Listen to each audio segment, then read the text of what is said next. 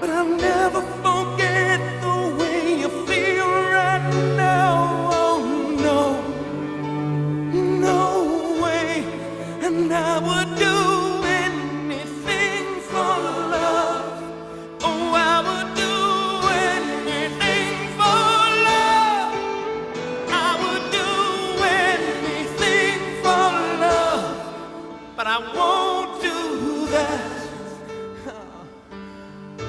No, I won't do that. Great to see you, Theo. Very nice to see you too, Peter. Yeah, and Amidst the birds and the bees. nice to do it outside. Our viewers can't see it, but we've got one of those controversial flags in the background. Right next to an Anglican church. Yeah. So it's quite a strong juxtaposition, really. That the Christian architecture there, sort of representing what could be restored once it's returned to the true Church of Christ, and then the banner of particularly virulent anti-Christian ideology, anti-marriage ideology today. Since we last had our chat, I have been in the background chatting to all kinds of people. What do they make of the issue? And a lot of people, look, it's quite a divisive issue, isn't it? In fact, I'll say from the start, it's a right headache doing this issue. Against that, I just cannot stand being BS'd. And I think we've just got to get to the bottom of it, you know, get people talking about it, because it does make, if you want to get married, or you want to have relations with a nice lady, this does affect you. It's not a kind of niche issue which is kind of just Eastern Orthodox or just a certain flavour of Catholicism. It affects humanity, really, and it certainly affects our presence on the earthly stage. And the differences in the old church teaching and the new church teaching, they're almost night and day in my opinion. You know, look, maybe I've got that wrong and I've just not seen the nuance, but I don't think so. Yeah, I've been asking what you might call trads, Novus Ordo priests, what they think. And there was one trad who said, I was asking him, because normally theology of the body and NFP, for instance, would get sent out as a package. And I'm asking him, like, how come these two always go together? And he says, no, look, these two are completely separate. I thought, hang on, that ain't right. Well, look, you've got to take people at the word sometimes. You can't just be suspicious of everybody. So maybe he's right. So look, I've got to look into it. Let's get to the bottom of it. Should we say a little bit about where I've just come back from We Believe and you've just come back from... A friend's wedding at St Mary Magdalene's. That's not quite what I meant, actually. You come back from the SSPX. Ah, from the consecrations. Yeah, yes, yeah, the yeah. Icone consecrations. Yeah. Yes, I was there reporting for 1 Peter 5. Yeah. I must say, I'm enormously sympathetic with the SSPX situation, and even the kind of set some of their arguments. But we probably, between us, probably do have some quite strong differences in.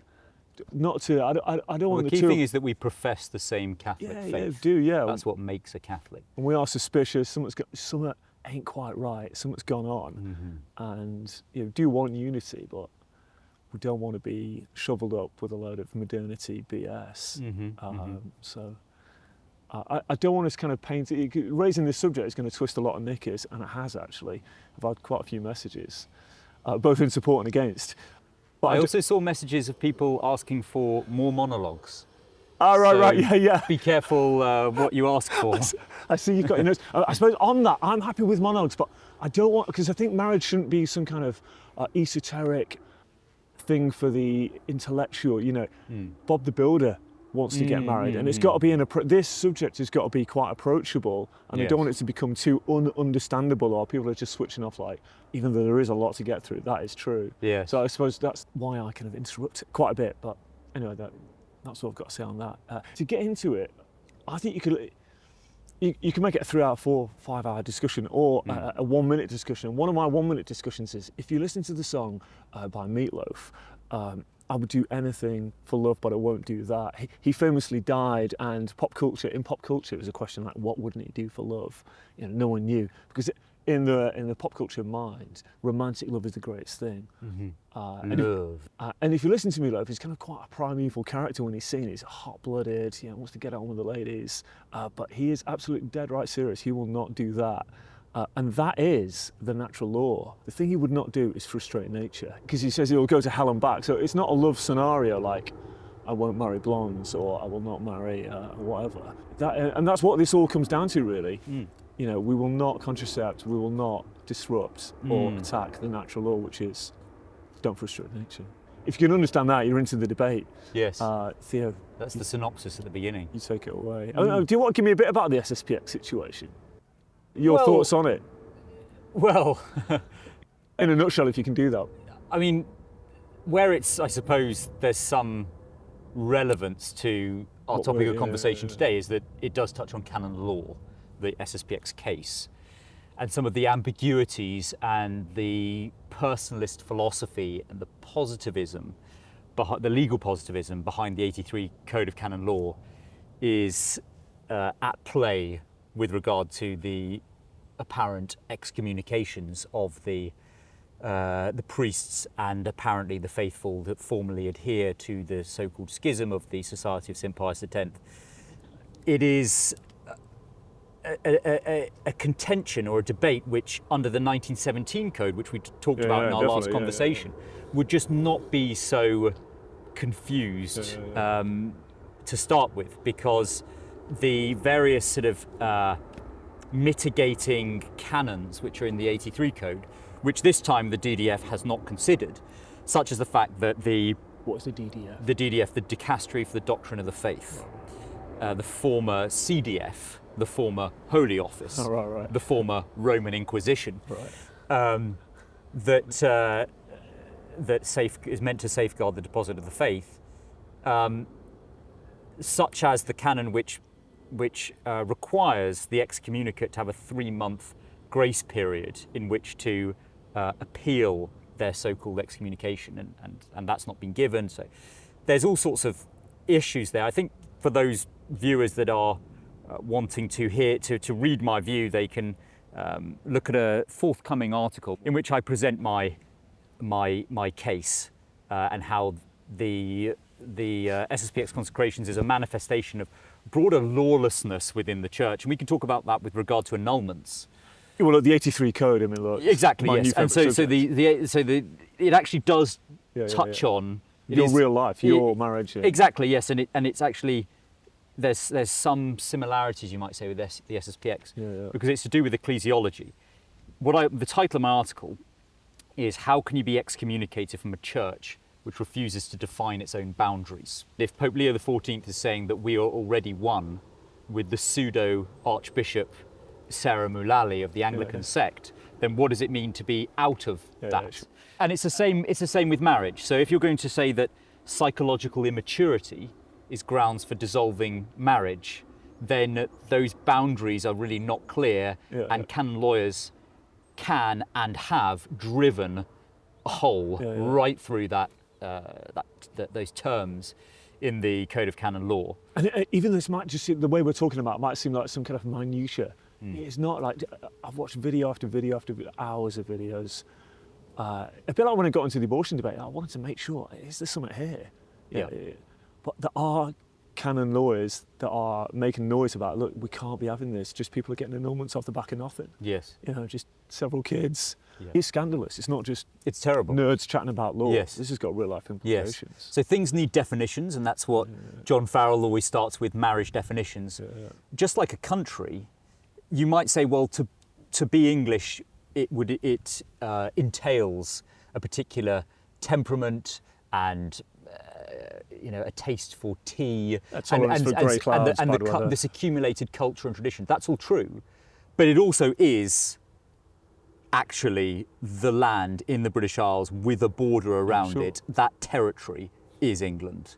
You actually need to define the border, and if you have a government which refuses to define the border, then again the definition is lost. So I think maybe just looking at the historical context, that's always where I like to look at. I want to work with your style here. The 500-year-long now Protestant attack on the Christian family, when Luther and the other Protestant heresiarchs first sanctioned divorce. I think that's something that Great place to start. is a good place to start. That's where it all began. I mean, look, if King Henry lived now, he could have easily got those annulments he was after. Yes. Yeah, and there wouldn't have been all the bloodshed, all the buildings, way of life. If he just ate his vitamins and lived to this age, he could have got away with it. So, that is not insignificant thing to say. No, go on. But by sanctioning divorce, I think this is a point that Henry Sear makes, but the Protestant acceptance of divorce actually follows their ecclesiology. Because if we look at the deepest meaning of marriage that St. Paul says about this great sacrament, the husband stands for Christ and his bride stands for the church. And of course, therefore it's indissoluble because Christ will never abandon his church. That then, in the cases of false annulments, divorces, scandal, it shatters the world of the children and makes the church incomprehensible to them. Yeah. And one of those spouses is going to be majorly pissed. I would be. I'll be. Anyway, go on. But for a Protestant heresiarch like Luther, who believes that the church has defected at some point in history, they might accept the first 8 ecumenical councils, they might accept the first 4, they believe that is the true church of Christ, but at some point the hierarchical church established by Christ defected formally, and now we have this invisible communion of believers, true believers, who are just those Christians who agree with my interpretation of sacred scripture. So if you have that ecclesiology, that there can be this sundering between Christ and his church, well then why wouldn't you then apply that the other way to Christian marriage and then accept divorce? So that then worked its way into Protestant culture in Northern Europe and eventually started to take on this ideological tone of feminism in the 19th century, which began to be felt in Protestant countries like England through things like the abolition of coverture. The legal, Never heard of it. so that was how a husband's legal personhood covered his wife during their marriage. So her property became his property as the head of the household. And people look back on this and they think, oh, this is shocking. This is shocking. This is legal patriarchy, which it was. I would just say that was a good thing. Yeah. But it legally instantiated his duty to protect and provide for his wife. It also meant that, for example, any debts that the wife accrued, so it worked both ways, any debts she accrued, he would be liable for. So it wasn't just that he took her assets, also the liabilities. So already that was entailing that they were no longer one flesh. And then Henry Sear talks about the cataclysm of the First World War as really... Who's this Henry Sear? Henry Sear is a Catholic historian. He lives in London, actually, who is a Knight of Malta and has written several very interesting books. This I'm taking from an article he wrote on 1 Peter 5, actually, called The Great Betrayal, which followed Pope Francis' promulgation of Fiducia Supplicans. I don't know if you remember. It's not the kind of derivative of documents we're going to get onto today. It's one that sanctioned gay blessings. Yeah. And I think the gateway document to that was probably Humana Vitae. Yes.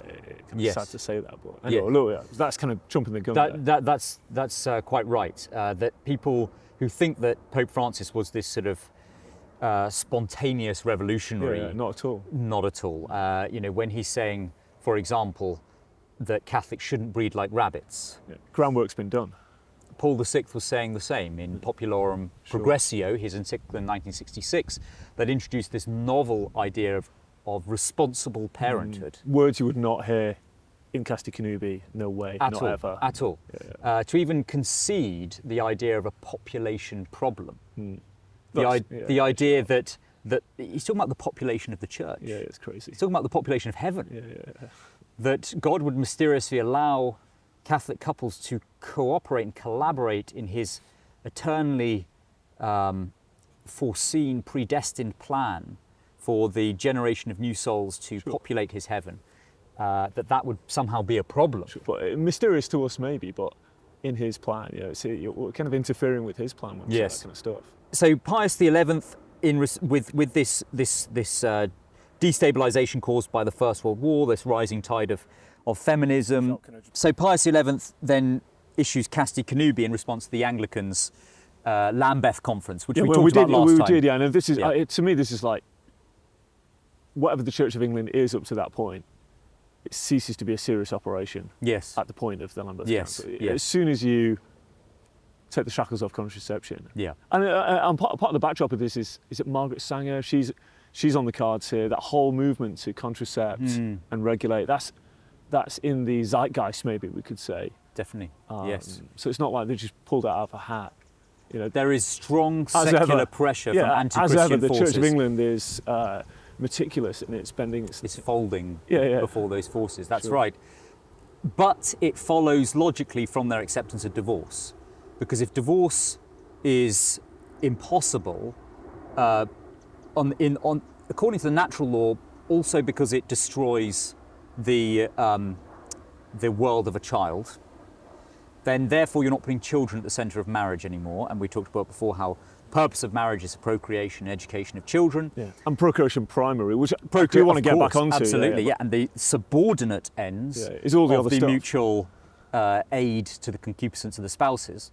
But if as a Protestant you've denied that because you've accepted divorce, then you can then assume contraception because it's no longer with the children at the centre. So you can frustrate the transmission of life. And Casti Connubii is very clear that this is unacceptable, and restated and reaffirmed the Church's perennial teaching on the importance of that great sacrament of Christian marriage and its purposes, its ends, using Aristotelian Thomistic I think categories. we should nail down it is perennial. You know, we're up to nearly 2,000 years at this point. Yep. And in the last 60 years, we've had development, but it's pretty massive development. You know, it's not, you can look back at it and say, oh, this is perennial, this is hermeneutic of continuity. That doesn't stack up. No, and it's utterly scandalous and a great betrayal that the putative leaders of the Church would even consider it to be a question at all. Yeah, how do they keep a straight face when they say this stuff? It's disingenuous. We'll come on to this because, just as you've said, Peter, the question of artificial contraception is a question with an absolutely certain answer by virtue of the universal ordinary magisterium of the Catholic Church. The evil of those means of onanism have been universally taught in all places and all times, going right back to the Didache, which is the catechism and the apostolic age of the Church. So for Pope John the 23rd to establish a pontifical commission for the question of birth control was itself a revolutionary act, as if the Church needed to find out what she thought about this. And this is only 30 years after Casti Connubii. In fact, if I might just pick you up on a slight difference there, because I know that people on the other side of what I think will pick it up. At least Onan wasn't artificially contracepting. Yes, you made a very... Yeah, we have to make that... Go on, I'll put this... Tell us about the point. The very, very interesting sort of typological point you made in the Old Testament, comparing Onan and King Solomon. Well, so because even Humanae Vitae will be against artificial contraception, but poor old Onan, it's kind of because we now have I'm jumping the gun slightly in this discussion, but we now have in kind of vernacular babies and bonding when you talk about marriage prep, and you could say Onan undermined babies by pulling out the coitus interruptus. The soldiers of fortune were kind of pulled back before they got into the holy arena. So that's frustrating nature without artificial contraception, pulling out. And then in terms of bonding, you've got King Solomon, who, he's got the means probably to pay for all these. I think he's got about 300 wives and concubines. So he's probably got the means to pay for them and look after them and provide for them. And I suppose we've got to assume he's not contracepting. But, if he says if he's sleeping with wife number one on a Friday and, during marital activity, he says, tomorrow, darling, I'm going to be seeing wife number two. Procreation will still be on the cards. Pleasure will still be on the cards, but bonding will be shattered instantly, because there's no way he's going to bond with wife 1 and 2, and definitely not wife 300 and wife 1. It's just, there's no way. So you couldn't say, and then, so God, he kills Onan without warning. Yeah, strikes him down. Yeah, strikes him immediately. down immediately. King Solomon, who's wise and all, gets the gift of wisdom, not wise enough to discern about this though. He gets warned, he ignores the warning, and he doesn't even get killed. Yes. But I Yes.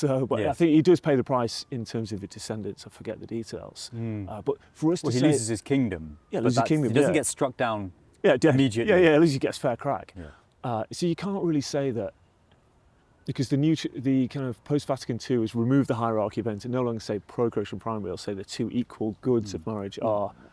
But there's Yeah, no- or even reverse them. Yeah, and I think the reversal is kind of assumed just by putting them neck and neck. Mm-hmm. You would obviously, people would just naturally say, well, babies are like a life choice, but bonding is the main thing. Yes. But you can't say they're equal, because Onan gets killed for frustrating babies, and King Solomon, sneaky old devil, lives and gets warned for wrecking bonding. So I just think It's a very good point. it just doesn't add up, does it? Yes. Even just Well, it serves to football- underline the primacy of God's law.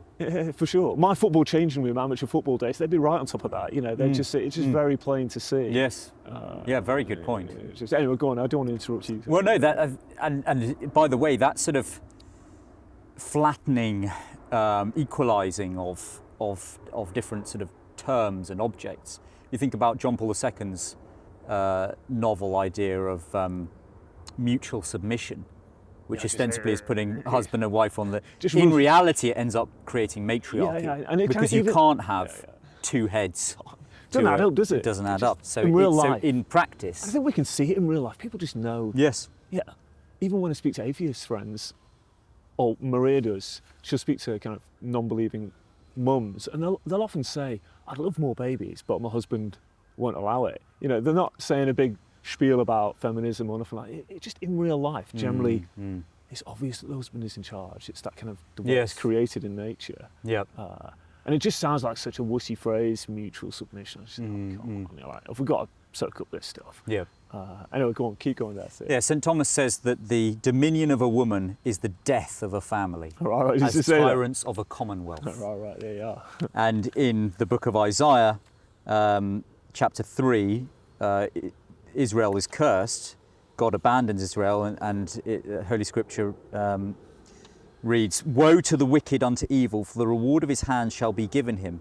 As for my people, their oppressors have stripped them, and women have ruled over them. O my people, that they call thee blessed, the same deceive thee and destroy the way of thy steps. The Lord standeth up to judge, and he standeth to judge the people."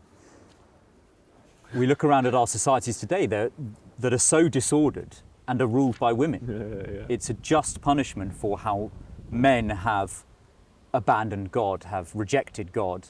Part of the kind of new marriage prep, I just think, is turning what would otherwise be alpha guys into beta guys. What would be, I suppose in my terms, decent 90-minute players to subs you wouldn't even get on the field. All of a sudden should we have little Johnny, is number 3 or number 4 just too much? Like, where's the meat and potatoes that have got us out of all kinds of scenarios, like post-war, and societies have to be rebuilt. It takes a man, to do this kind of dangerous stuff, and it takes minerals off the woman as well to just get out there. It's taken away our kind of survival instincts. We've just kind of That's bent right. the knee to a comfortable life, and Yes. really lost something in Yes. guys in particular. Yeah, exactly. Yeah, no, it's intrinsically Afraid of everything. effeminizing. We trust you, Lord, accepting accepting the big stuff. Sing all these kind of trust you, Lord songs, Yes. and the small stuff. But I think Yes. you're undermined right from the start if you're not. Yeah. Yeah. And it'll go on. The Aristotelian Thomistic philosophy, getting through the history. perennial philosophy we discussed last time, which gives us the language of ends. It also gives us the language, for example, of substances, which the Church herself has adopted for transubstantiation, for example. There's Aristotelian categories.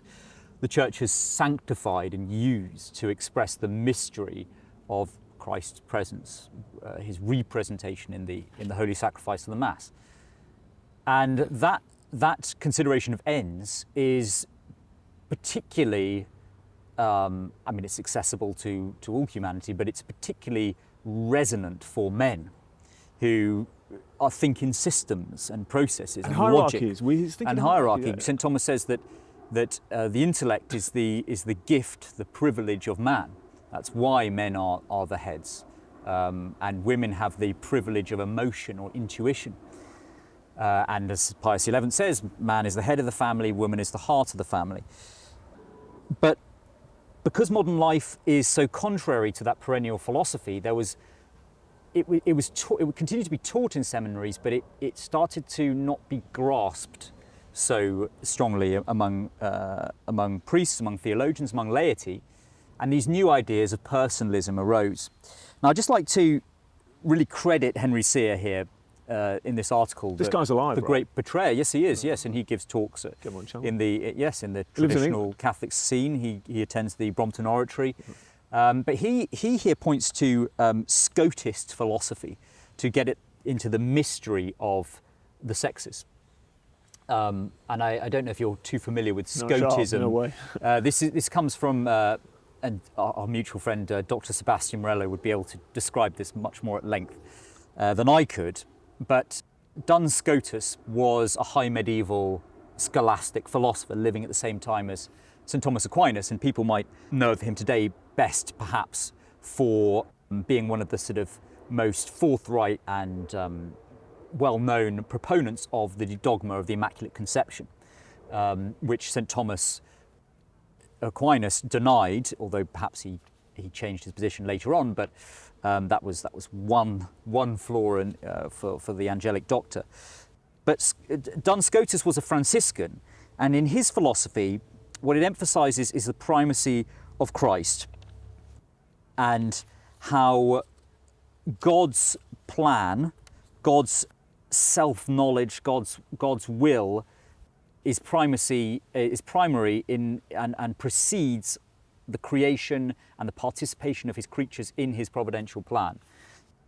And it sheds light on the mystery of the sexes, as Sear points out. Of course, we know from Genesis that man is created in God's own image. And so theologians have written about how the family, father, mother, child, is a mysterious sort of image of the Trinity itself, the Blessed Trinity. But there's a paradox here. It's an imperfect image, of course, because in the Trinity there are no sexes. The Son is begotten by the Father, and the love between them, as St. Augustine teaches, is personified in the Holy Ghost. The lover, the beloved, and the love. But in earthly society we have a difference.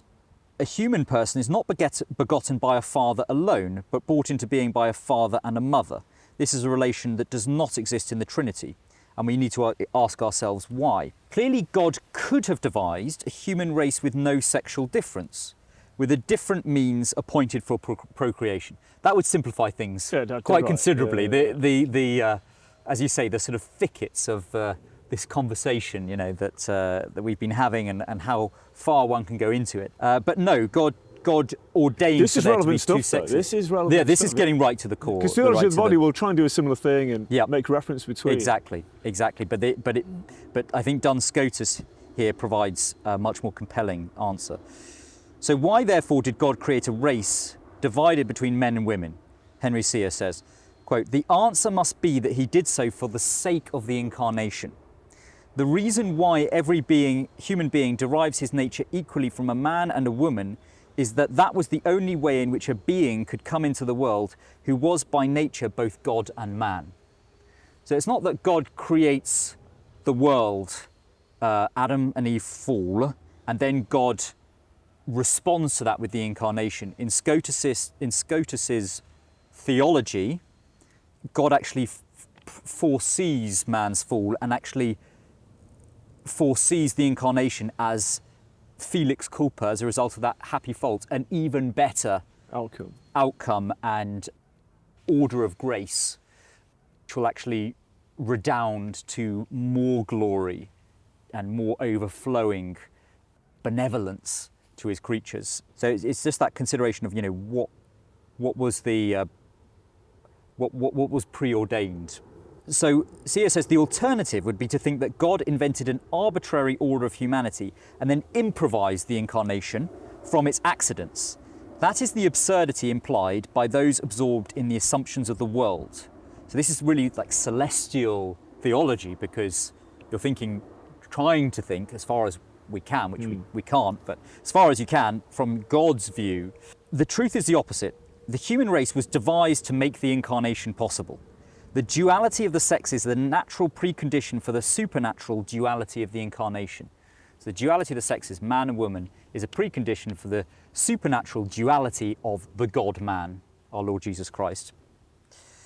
It follows that the difference of the sexes is not a physical accident imposed on a personality, but is integral to human nature and is a relation to God. Here's the core. A man is the kind of human being that God devised in whom the incarnation was to be realized. A woman is the kind of human being that God devised as the vessel of the incarnation. So you can see this what our friend Dr. Morello calls this cosmic Mariology that recognizes Our Lady in being in God's plan right from the beginning. God could only have become incarnate as a man because the male sex was formed to represent him. He could only have become man as the son of a woman because the female sex was formed to bear him. So you see that this way of considering supernature first, this Scotist theology, also applies to marriage and the church. So rather than thinking the union of Christ and the church is something that God considered as a reflection of marriage, human marriage, rather human marriage was created to image the church and our Lord. That's the greater reality. From this anthropology, we also learn the meaning of the family as the reflection that God intended of the Trinity, making divine truth the model of human society. The family was to be the setting of unchanging love in which each child should grow and draw his first notions of reality, of value, of virtue, and of what it is to be human. So fundamental was this divine plan that we see the instinct of the family planted deep in human nature, even human nature as it struggled on after the fall. And that points to natural marriage, which we discussed last time. That's, I think, a really important theological foundation to bear in mind and to consider how this is undermined by modern personalism. Is this his own thinking, or is this previous thinking of the church? This Henry Cyr was raised by Jesuits, was formed by Jesuits. He's a layman, and so I would imagine they hear that he has assimilated Jesuit theology, which itself is following that Scotist Franciscan tradition. So yeah, he's echoing there the thinking of eminent church theologians. Theology of the Body does try and do this kind of thing. I wouldn't have read Theology of the Body enough to know the difference between what he's saying and what they're saying, and does one undermine the other? Well, because Theology of the Body is in this personalist current that is at least elevating the ends of mutual remediation of concupiscence and this sort of passionate romance to new heights, to the level of bonding, of procreation, then I would say it's contrary to this theological understanding of the incarnation and of God's providential plan for redemption, because that union of Adam and Eve, generates the human race, and it is the fecundity of woman which images her as that type of human being that God preordained to be the vessel of the incarnation. So yeah, I would say it's at odds with this. There's no sex in heaven. We're often taught that by the saints or whatever, which major bummer for those suicide bombers.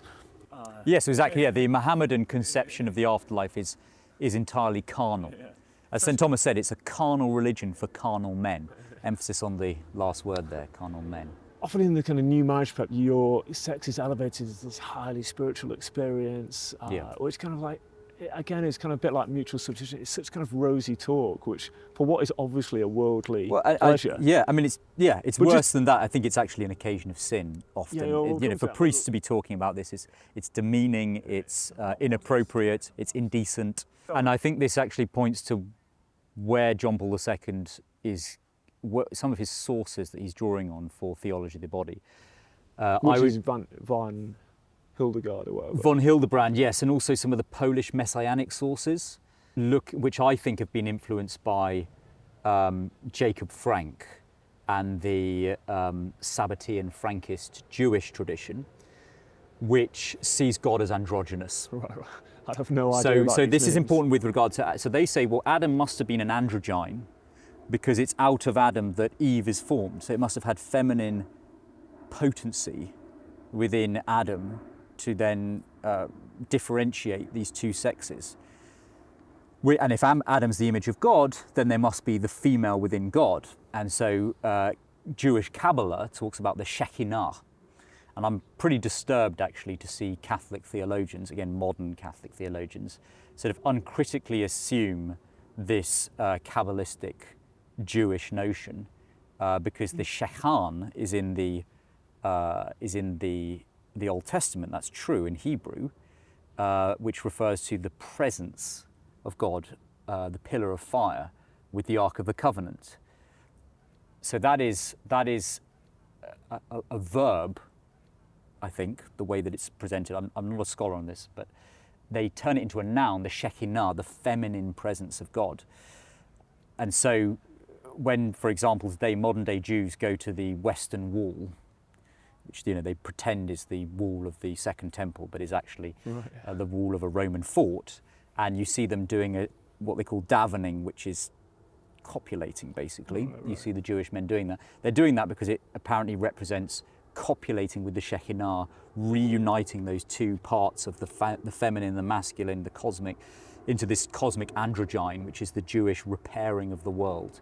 So I think it's very dangerous. And this is why I think the theology of the body, in John Paul II kind of seeing this kind of almost sexual mystery of the Trinity is I would say getting very close, or whether he's drawn it from that, but it seems to me to be downstream of this Jewish Kabbalistic reading of the interior life of the Blessed Trinity. And where it's contrary to the Church's tradition, I would say, is that it's not minded of the Analogia Entis, which is one of the key principles of Catholic theology. It was actually defined at the Fourth Lateran Council, I think, in the Middle Ages. The Analogia, what was defined is that it's what's called apophatic theology. So it's that with any likeness stated about God, it must always be affirmed that his unlikeness is greater. Right. I haven't formulated that quite precisely right. So something for our dear listeners and watchers. Yes, exactly. I'm not a theologian. There's going to be a lot of threads here that people can just pick up and run with. But it's when Catholic theologians speculate and lose that grasp of the Analogia Entis, which is the principle by which we can say certain things about God being true with our limited human means of communication, our language. So when we say God is good, like, what does that mean? Because I'll say that I've had a good day. Sure. And clearly that's not the same thing. Yeah. But they're correlative principles. Gandalf asks, what is a good morning? Yeah, exactly, yes, he's the Analogia Entis there. So we've got to always bear in mind, like, whatever we say about God, the mystery always exceeds that. And these speculative theologians, they do things like they say, well, evil in the world is actually something that comes from God, and that God is beyond good and evil. And then you're getting into total satanic theology, which Jewish Kabbalah expresses. Seeing God as beyond good and evil. Madonna's religion for a while. Yes, and much of the power structure. Right, yes. Anyway, but it's important with regard to this cosmic understanding of men and women, the image of the Trinity. It does look like we're telling off to a rabbit hole, but it does come back to. And I think these modernist theologians, in being open up to these alternative traditions. So, for example, I saw Scott Hahn talk about the Shekinah. Okay, well, pump the brakes, as they say, because. That's not anywhere in Catholic theology. You've got that, Scott Hahn, unfortunately, from the Talmud, which is a satanic text. Now, I'm not saying that Scott Hahn's, he's of bad will or anything, but it's that not recognising that there are enemies of the church with their tradition, which is against the church and against her teaching, and just uncritically thinking, well, I could read the Talmud, and there are things in the Talmud. For example, the Talmud says that there was a cord that was hung on the door of the Holy of Holies that was red at Yom Kippur, and it would turn white when the sins of the people had been expiated after the goat had been cast into the desert. And for 40 years before the destruction of the temple, that cord never turned white. So that is non-Christian confirmation of the dating of the redemption Right. and also of the abolition of the Old Testament, of the Old Covenant, as Pius XII teaches in Mystici Corporis, and Pope Francis and the Conciliar Popes deny. But that's an insight from the Talmud. But nevertheless, like, extreme caution should be engaged. You know, these texts, and I just think that people like Brant Petrie, Scott Hahn, these modern scripture scholars, uncritically, they should really be careful. Anyway, so that's. I suppose just even on that, it just raised the difficult question of, like, Joe Bloggs like me. I wouldn't even be going near the brakes. I'd just been, okay, yeah, saying it must be true because he's Scott Hahn, which a lot of Catholics, we would just take it as read when we hear these kind of academic, respected, incredible guys that have done a lot of good work. Yeah.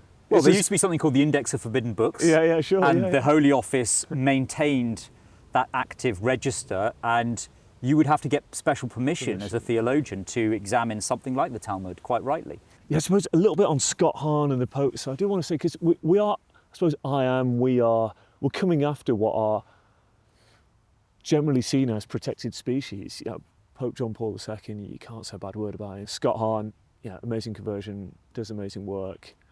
But in uncovering all this argument, you've just got to be completely right. We need to step back from all our assumptions. Do these people stand up to inspection and what they're saying about this subject in particular? And I might even say for Pope John Paul II, he was, when they had that commission on birth control, I've only asked AI. I think there's a book out there, I don't know what it is or where I can buy it.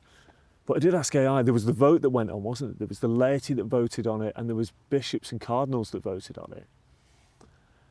And it was a massive majority that voted for artificial it's just so crazy to say it. The Pontifical Commission, to birth control. Yes, 67 out of 69. Yeah, it's massive. But the people that didn't vote for it, one was Karl Wojtyła. Wojtyła. Yeah, yes. he voted against it. Yes. So look, fair dues. Credit. So it's not like he was a kind of ravenous guy, we've got to get this through. He was suspicious, he didn't like it. And the other guy was Benedict, I forget his name now. Ratzinger. Yeah, Ratzinger, yeah. I didn't know he was there. Two guys, I mean, this is going on AI, but I'll believe it, I'll take it as read. Unless somebody knows different. So that at least goes to show that the guys that were cutting against the tide, two of them became future popes, and so I kind of think it's not like I'm here to just go after people that I want to pick a fight, I want to stir up the mud. We've just got to take it all as dispassionately as possible. Indeed, yes. Well, we've just got to hold fast to that which we have received, as St. Paul commands us, teaches us. Just because somebody's done a lot of good work doesn't necessarily mean, even what I'm doing here, I might get some stuff wrong, and absolutely, I'm here to stand corrected if people want to come. Likewise, yes, domain. Please, yes, very interested to have. But it needs to be out in the light. In the comments. But it needs to come out. I much prefer. It's easy to kind of become a Facebook warrior. If you really feel strongly about it, get on the camera and defend the position. Yes. Just unless there's somewhere you want to go, there's somewhere I want to go next. Okay. Do you want to go somewhere next? I do, but perhaps yours is more. Mine's a slight change in topic. Just on. There has been a change, and we did mention in the previous episode, but it needs to mention again. In the Douay Rheims, the C of E will legitimise divorce because of a new interpretation in the Bible that Jesus grants divorce. When you're looking at the Douay Rheims, it calls it separation. Divorce is a new translation. Yes. It's mensa et thora divorce. Bed separation. And board, yes. Which the church does allow for. It allows for separation. Yes. And fairly sure Scott Hahn's working on the New Bible, and that New Bible does have the divorce translation.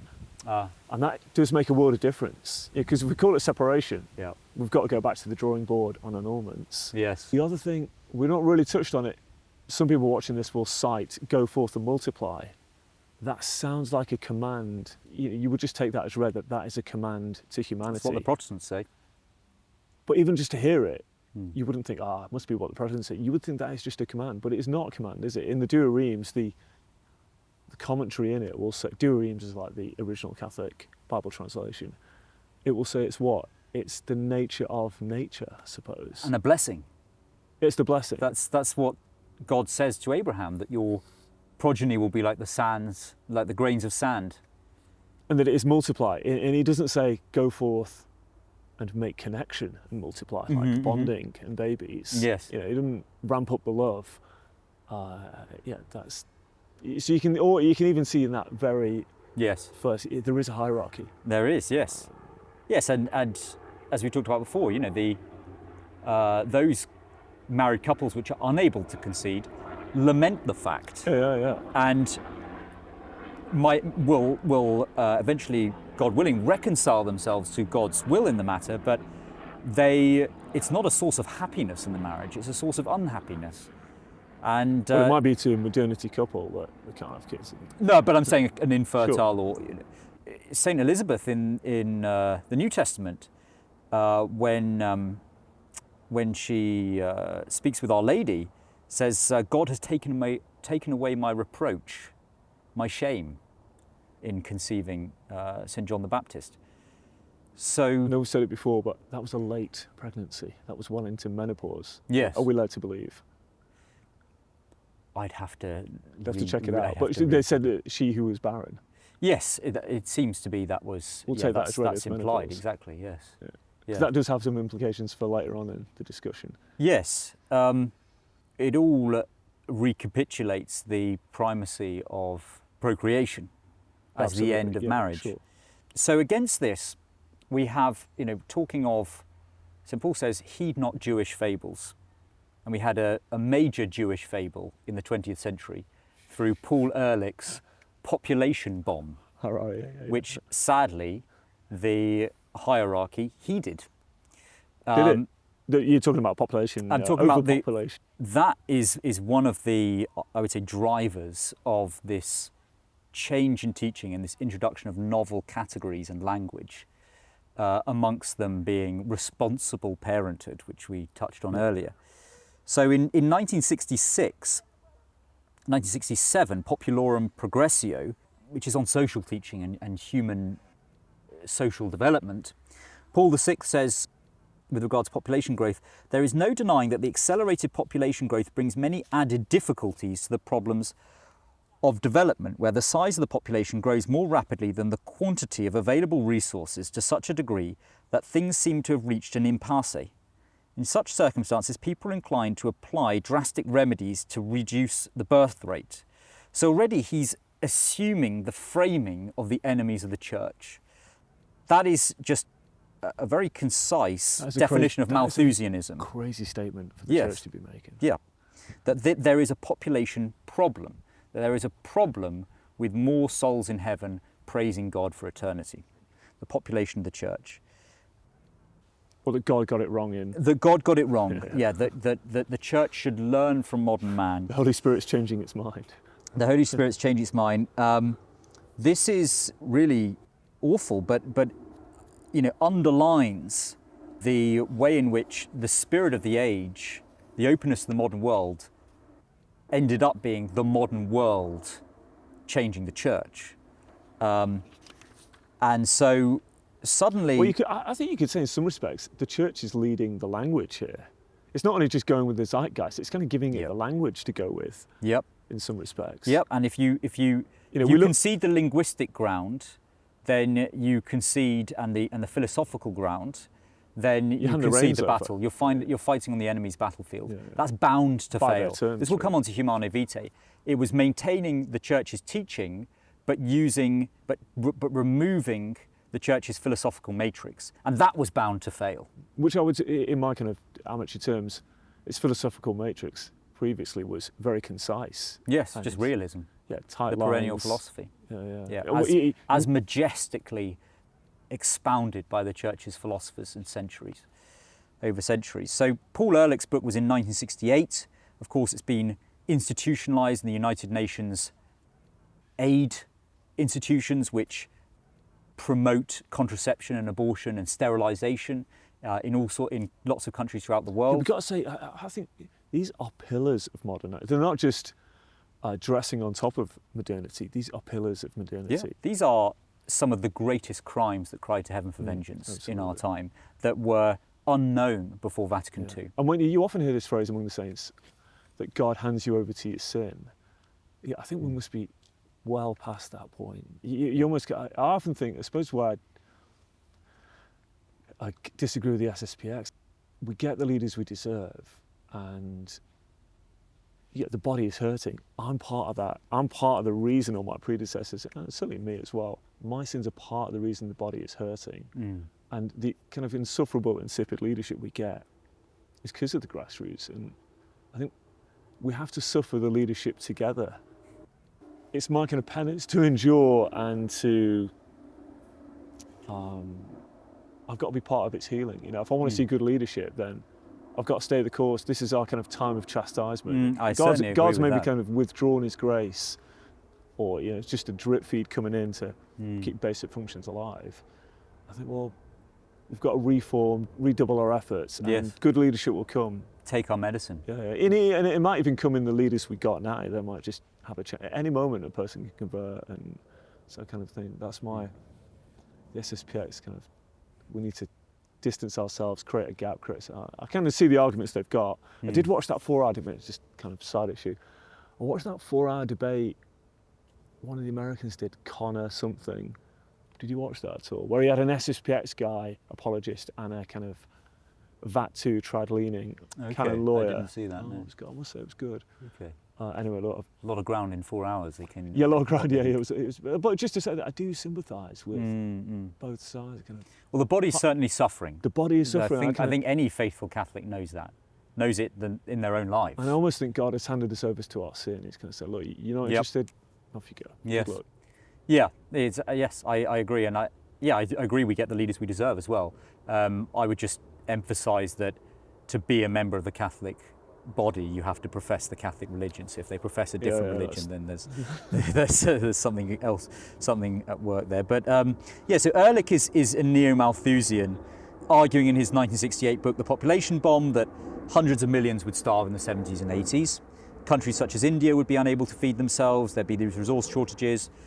It's like all the things that never happened. Yeah, exactly. It's the quintessential example of modern debunked science that should have destroyed his reputation, his career, but no, it actually informed policy from global institutions like the United Nations, but also all the major countries, the godless apostate nations of the world. You know, if people can look this up, but you know, one of the most evil acts that the United States ever carried out was National Security Memorandum 200, authored by Henry Kissinger in 1974, I believe, which made US aid to third world countries conditional on bringing in family planning, i.e. child murder, contraception, onanism, wicked stuff.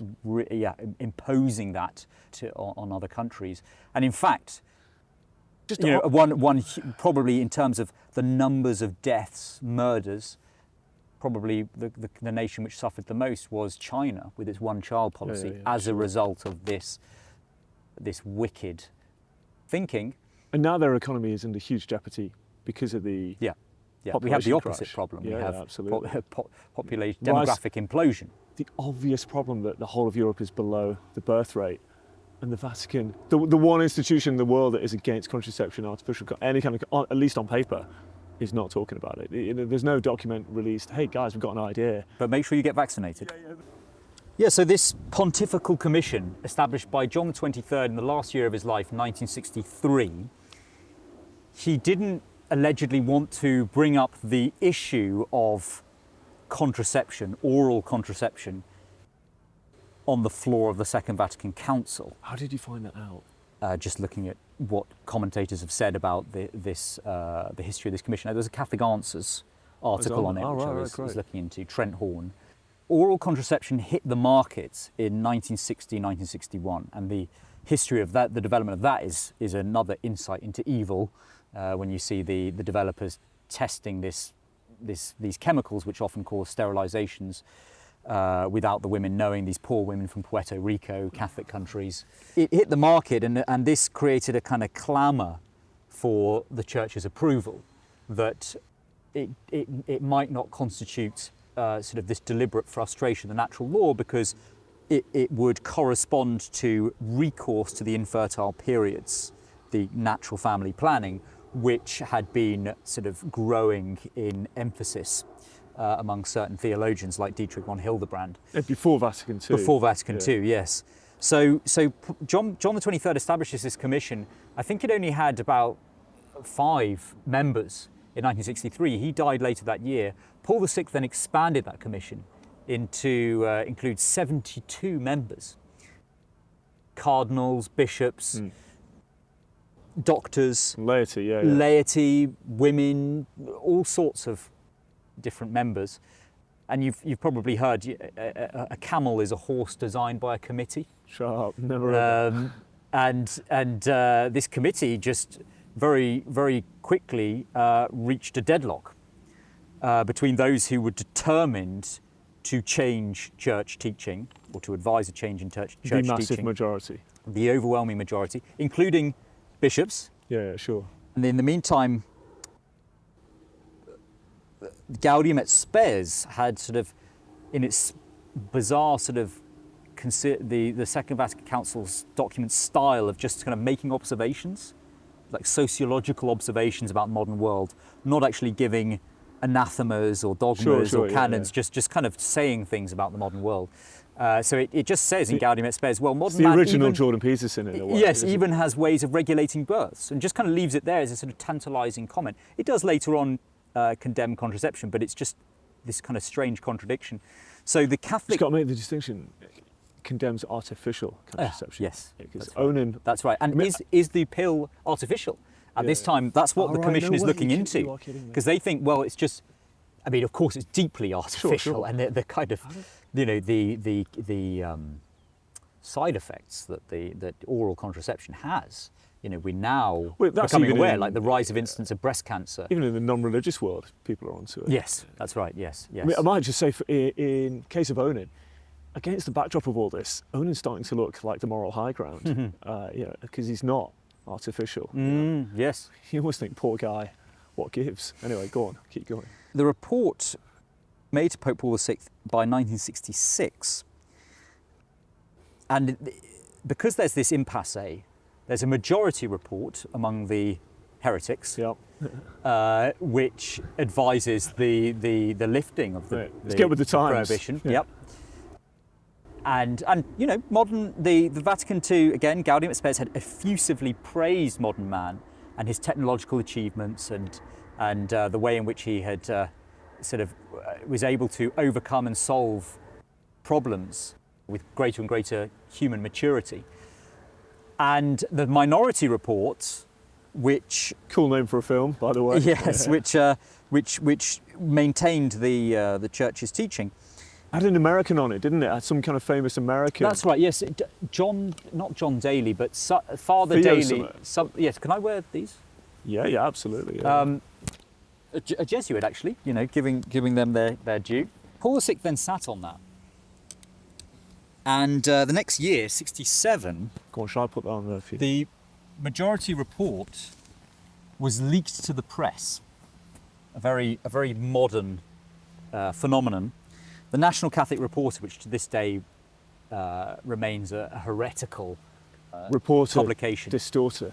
Yes, not the National Catholic Register, the National Catholic Reporter. And Robert Kaiser was a journalist who saw this leaked majority report, and he said, quote, people would have proof positive that the authorities in the Church, Pontifical Commission, were not only divided but also leaning preponderantly to a new view of marriage and the family that did not condemn couples to hell for loving each other no matter what the calendar said. So you see again that linguistic manipulation and the genius propaganda. Yeah. So these are top thinkers. You've got to give credit to these kind of people. So for many years, you've had European bishops publicly teaching that oral contraceptions are going to be approved. You've had this leak, which has then led to priests across the entire world telling their congregation going back, especially in America. Exactly, it's about to be approved, and it's a conscious issue. So couples are becoming addicted to its use, and this is where it's just so satanic that the nature of mortal sin, of course, is that it's and contrariwise virtue and vice, they're habitual. So the further a couple get habituated into practicing this, the harder it's going to be to get out. Yeah. And the more you justify it to yourself, you kind of cook up new language to yourself that it's okay, the bishops are in for it, the church will come around, I'm just ahead of the time. You kind of say any kind of lie to yourself. Yeah. That, So I do it. We all compare do that it. alacrity of action. 1930 Lambeth Conference. Later that year, Casti Connubii. 1960 the availability of oral contraceptives. 1968 the release of Humanae Vitae. And that document was a disaster, as any church historian would acknowledge. It's not an obvious disaster. What I mean by that is if you look at the testimonies Well, you chat. of those that So bright. left the church in that disastrous aftermath of the Second Vatican Council, and you can find those testimonies explored in a chapter of Stephen Bullivant's book, Mass Exodus. I'm sure you're familiar with Stephen Bullivant, Sure. professor at St Mary's, Twickenham. The chapter is The Morning After. Oh, very funny. And He's a funny guy. That encyclical probably was responsible for the destruction of the faith of millions of Catholics around the world, partly because of this chronology that we've been discussing, and also because Paul VI stripped the defences away from those Catholics that would want to defend God's law by introducing these novel, undefined, personalist terms and categories. He's kind of neutered them in a way. And this is part of my beef now, that I don't want to go on too long here, but it's set up a new kind of hierarchy, you might say, even, of here's the best way to go about marriage. And the old way that produced lots of children in families and communities is kind of what these simpletons do. Exactly. Yeah, that's not nothing. That's not like you do meat on a Friday and I don't, kind of niche issue. That's a big deal. It's don't breed like rabbits. Peter. Yeah, and that really kind of. Where is what was the church good at? What does the world need now? Communities, it's just families that stay together, communities keep children in the faith. All the things that are wrong with the church that the SSPX are getting right, and typically trads are getting right, and all trads. That they are having children, having communities, looking at education again. How can we do this properly? How can we protect the innocence of our children? You will normally find answers to those questions where people do not frustrate nature. That really riles me up. It's pretty much the only subject that really riled me up. Yes, it's amidst. And I'm jumping the gun again here because there is it's more in a to go period here. where there's a lot to be riled up about. Yeah. But I think this is where you see the demonic Go on, I've cut you off there. planning of this, really, because, well, on your point, according to several historians, and we're talking about counterfactuals here, so it's difficult to make a completely sort of watertight case, but the church in the 50s was on the brink of, through just her demographic strength, once again attaining winning the argument. Strong political power in the world. Yeah. In nations she never had before, such as the United States. The United States of America, the church in the 1950s was booming. This was the Catholic moment. Archbishop Fulton Sheen ruled the airwaves. There were hundreds of thousands of conversions every year. The church was very respected for her stand against National Socialism and then communism. Families were thriving and flourishing. I'm not saying it was perfect because Sure. the 60s then happened, but the church really was on the brink. It could have kicked on. It could have kicked on, and if you look at somewhere, and that's the case across the Anglo-Saxon world, not so much actually, interestingly, in more historically, culturally Catholic countries like Italy and Spain and France, where the faith, the church was in trouble. But in England, for example, the Catholic population of Liverpool was about 40%. 45%. We were on the brink of actually attaining sort of localized political dominance, which scared the hell out of Protestant Masonic political power that wanted to prevent that at all costs. But quite simply, the Protestant denominations had accepted contraception, and as E. Michael Jones points out, they were starting to sort of contracept themselves out of the game. So just by demographics, the Catholic Church was on the brink of this serious political consequences, and that was already happening with things like the the Hays Code, the Catholic. What's the Hays Code? The Hays Code was the motion picture code that controlled the film content of Hollywood, that therefore maintained the public morals of the United States with regard to film fare, and also the entire world. Well, the church had a lot to say about this. In the 30s, it was worried about what was happening in films, and we might think of it as the most tame films ever, but when you look into some of the case studies, it was not tame. No, exactly. You would not be showing your children now. Yes. Some of that. So there were all these great possibilities on the horizon, and then we have Humanae Vitae and the dissolution of this Catholic moment, and the greatest crisis, in my view, that the Church has ever faced. So the document itself, it's miscast. So this notion of responsible parenthood comes in, which accords with what you were saying about how before being open to life and we can discuss that term later on, but trusting in God's providence was rightly respected and the superior way. Yes, exactly. Proposed. Pleasing the Lord. So Paul VI writes, married love therefore requires of husband and wife the full awareness of their obligations in the matter of responsible parenthood. So there's this great looming population starvation crisis. I've got to be aware of my responsibilities as a responsible father. Back to the quote, which today, rightly enough, is much insisted upon. So Paul Ehrlich, United Nations, Henry Kissinger, you're right, it's right to insist upon limiting population, but which at the same time should be rightly understood. Thus, we would do well to consider responsible parenthood in the light of its varied, legitimate and interrelated aspects. And this is... Father Hugh Colkins wrote in Integrity magazine in 1948, when natural family planning was being sort of advertised and discussed for more and more. He's really gaining momentum at this point. Yeah, he talks about the rhythm mentality as a precursor of the contraceptive mentality. And his writing is very, I think, astute and very true on this. He says, so there has sprung full grown from pagan propaganda this vicious rhythm mentality, a state of mind that won't trust God. Our moderns concede God knows how to balance the universe in the palm of his hand, knows how to harness atomic energy, can dangle stars and planets at his fingertips. But children? Oh no, God just doesn't know how to arrange these things here.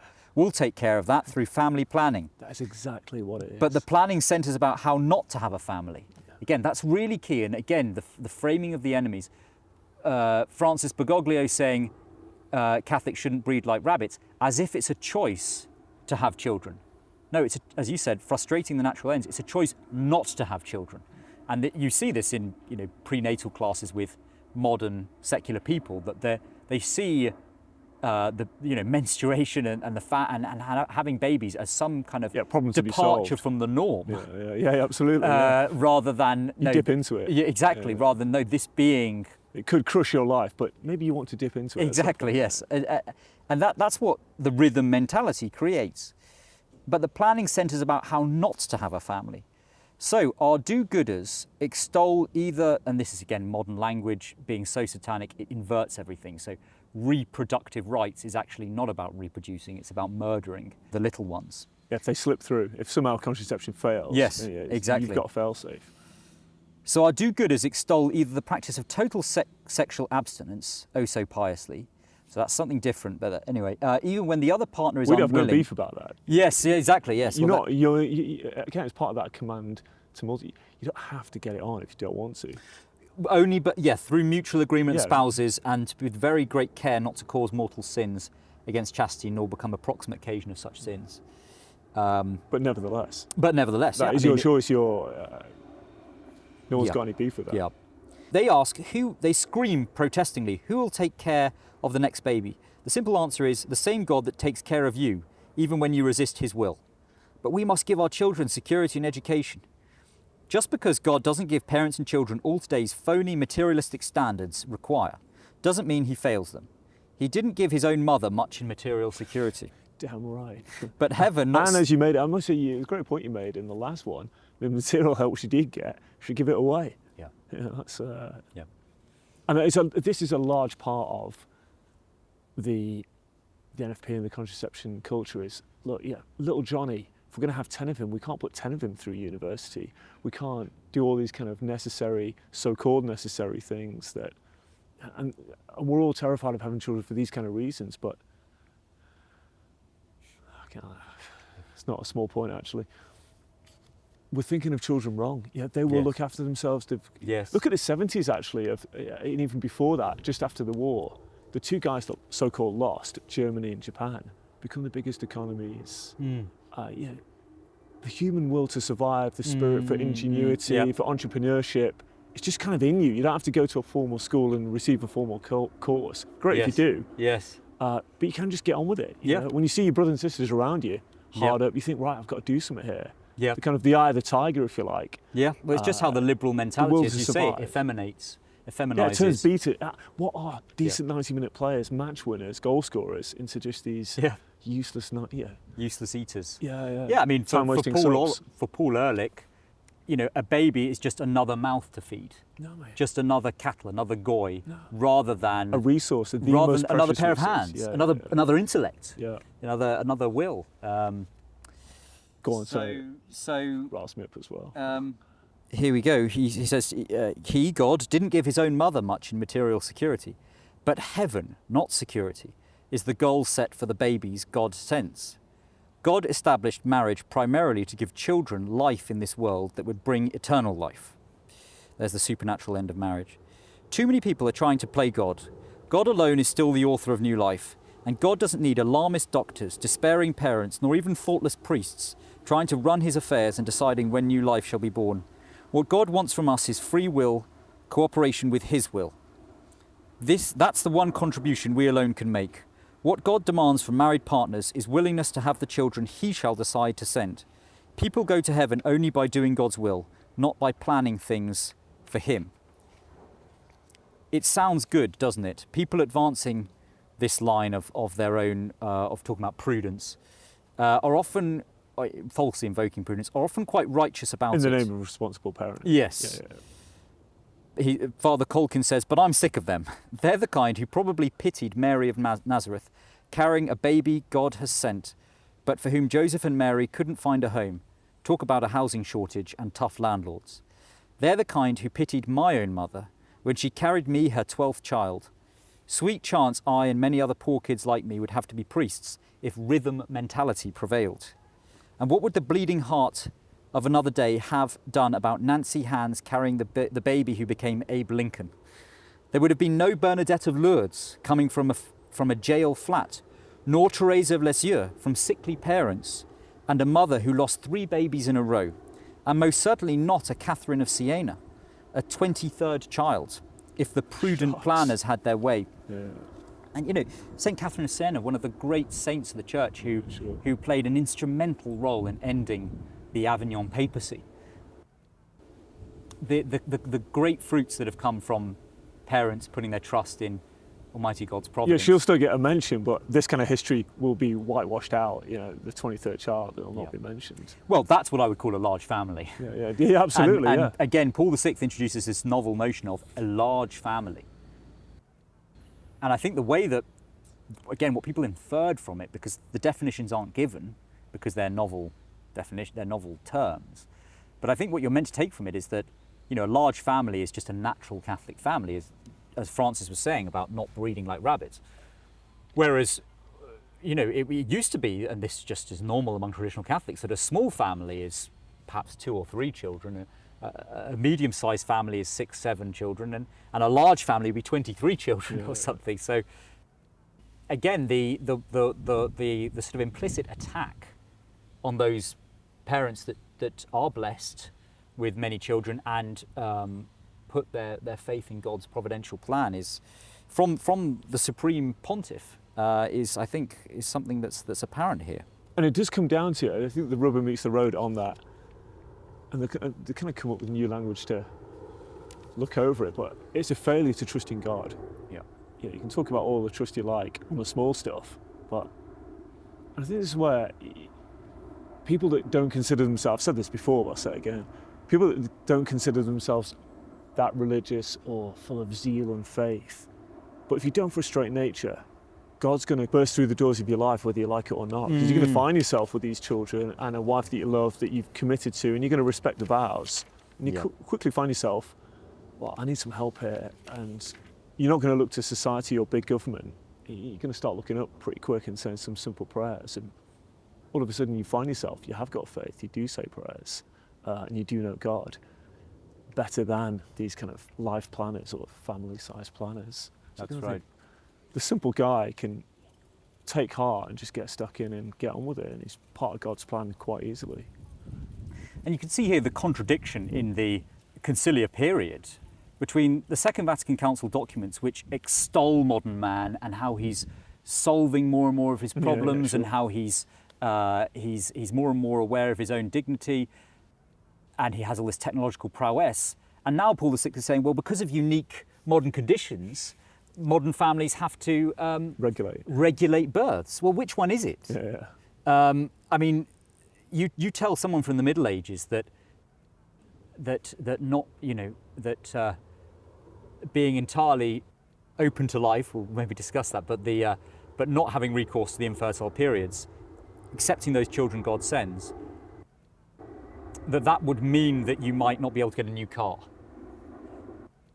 I mean, talk about first world problems. Yeah, absolutely. That you might have to walk to work in the rain. Oh, big deal. Disaster. So it's really quite pathetic. And again, there's not a whisper in there of the authority of the husband of the. All that language has to just be put under a rug somewhere. You know, it's just the wifely duty of obedience. Highly inconvenient, and even that rights to what is marriage, rights to the acts suitable to the generation of children. The marital debt. That is a massive problem for the new way of thinking. Well, that's sort of denied actually, because there's a rather unpleasant little passage in which he seems to compare use of contraception to this kind of bogus concept of marital rape. And I think what he's wanting people to take from that is that... Who's he, sorry? Paul VI. He's saying that using that means of frustrating the procreative end of marriage is like a man sort of having his way with his wife against her will.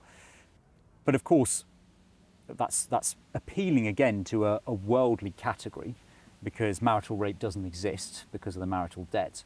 That doesn't mean that, you know, a man or a woman can't commit sin with regard to. But that specific concept, the contract is contracting bodily rights. Sure. Both ways. Both ways, indeed. And you know, it's led to this disaster, because in the doctrinal heart of the encyclical, he says, Humanae Vitae. Humanae Vitae. He says this particular doctrine, the prohibition on artificial birth control, often expounded by the magisterium of the Church, is based on the inseparable connection established by God, which man on his own initiative may not break, between the unitive significance and the procreative significance, which are both inherent to the marriage act. So first of all, there's no more discussion of ends. It's now the significance. That's the personalism of it, the subjectivist view. And there's this swap in the order that they're presented the way it's written, there. yes, absolutely. And it's very slippery stuff. It's very slippery, and you can see why there's been so much confusion. Like, for example, the priest you plus mentioned the at the zeitgeist of the times. It's the zeitgeist of the time, and the Pope's flat refusal to exercise the law of the Church and punish transgressors of that law, like the Dutch bishops, for example, the German bishops, the English, you know, all of them, or nearly all. But the you know, what you see there is characteristic of how there's been such post-conciliar confusion, as I think, you know, was manifest in that statement of the priest that you began with, Peter, is that a conservative or a faithful Catholic comes to this and says, well, unitive significance, that must be referring to procreative end of marriage, babies. Procreative significance. Unitive, well, that must be about mutual remediation of concupiscence. Okay, he's got things the wrong way round, but they're both there. Yeah, just because Casti Connubii does mention the fostering of mutual love, which I imagine, is not just the teamwork that goes on in raising children, but also the marital act. It's the fostering of mutual love. I don't deny bonding and all that kind of language its place in the marriage, but I just deny its order Yes. in the marriage. It's not like I'm against, like Meatloaf, this is an impassioned guy when he's singing this song. Yes. He loves his woman. Yeah. It's just that he will respect the hierarchy, as I Yeah. think I'm sure you and I do. It's not we're not kind of cold-blooded biological machines just knocking out kids. It's the only thing on our mind. It's just the hierarchy counts. Yes. Well, kids come from somewhere. Yeah, kids come from somewhere for sure. And the, the intimacy of the marital chamber is rightly reverenced and hedged around with an intimacy, with a secrecy, with Sure. a fitting modesty, because that's private, and that's what that's. I prefer it be the domain of poetry and that's the and domain love of songs, poetry, yes, not of priests, and not of canon law. Marriage prep. Just don't make it. Don't codify it in law. That's where I really Yes, take the beat. yes. Put it in songs. Shania Twain and Celine Dion, and all Which, that. as we discussed in the first recording, actually comes from Christian sacramental Sure, theology. yeah. So all these errors are perverted Christian notions. And then Paul VI writes, the reason... So yes, I was just saying that the faithful Catholic comes to that and he can kind of interpret an Orthodox meaning out of that. Out of Even the if- Humana Vitae Yeah, rewrite. that bit. So Yeah, he'll and they accept that. Even though Paul VI has taken away that Hierarchy. Aristotelian philosophical basis for this, he can still say, well, this is why Paul VI is praised by conservatives. They say, well, he was a disaster, but he gave us Humana Vitae, and that sort of redeemed. And a liberal, modernists can come to this and say, well, He was a conservative. but he gave us Humana the Vitae. ends, that horrible Aristotelian language of ends and debt, that's all gone, great. And the unitive significance is first, great. And so, written first. It's not hierarchically. It's not. They're careful to Yeah. avoid a hierarchy, which is Yeah. they write it first in the sentence. Which it's the kind power of the implication. Yeah, it implies. Yeah. It's in the next state. It's in the very next line. The reason is that fundamental nature of the marriage act, while uniting husband and wife in the closest intimacy, also renders them capable of generating new life. Cheeky sod. And this is a result of laws written into the actual nature of man and of woman. So again, it makes it almost like an afterthought. The life choice. Yes. Yeah. The Do it if you want. Yeah. The generation of new life. So Those few lines have Yeah. opened up this whole debate, really. Yes. Yeah. It's the genesis of it in a lot of ways. It's the genesis of it. You can see it all there. You can see how Pope John Paul II then comes along with mutual enrichment, mutual submission, how... yoga theology teachers of the from all body. over the world are like, you're right, we're on this. Yes, Yeah. yes, exactly. And then, of course, that's crystallised in the Church's canon law in 1983. I kind of... should we go there next, or is there...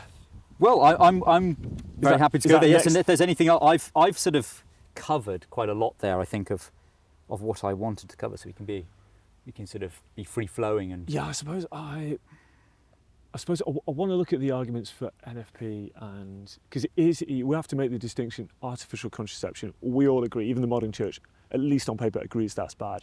I think yeah. it's I mean, the absolutely bishops won't enforce it in practice, and we actually absolutely know turned a this. I blind mean, eye. I know this guy. Yes, he who worked for the Bishops' Conference. He is presented with incontrovertible evidence from the Bishops' Conference of England and Wales that they have instructed their priests in the confessional not to. Now I've got to be precise here, but basically not to preach about contraception, the evils of contraception, and to be careful in the confessional about prescribing particular penances and things. So again. Yes, maybe the taboo is still there, but it's not actually on paper maintained I must say, I would as an be- ordinance. If the church had allowed for artificial contraception, that would be my sede moment. I would be nailed on sede. So at least on paper it's still there, but in practice, look, you could live as long as Dracula, travel like Felius Fuck. You ain't going to hear a sermon on anything hard on that subject. We're then getting into the nitty-gritty of NFP. Okay, fine, Onan pulling out, which is still fertile, he gets killed instantly. I saw John Farrell had a very short conversation with dearly beloved Timothy Gordon. Oh, yes. Very short, but very interesting. Timothy Gordon making the claim that he doesn't think NFP exists. It was crazy stuff.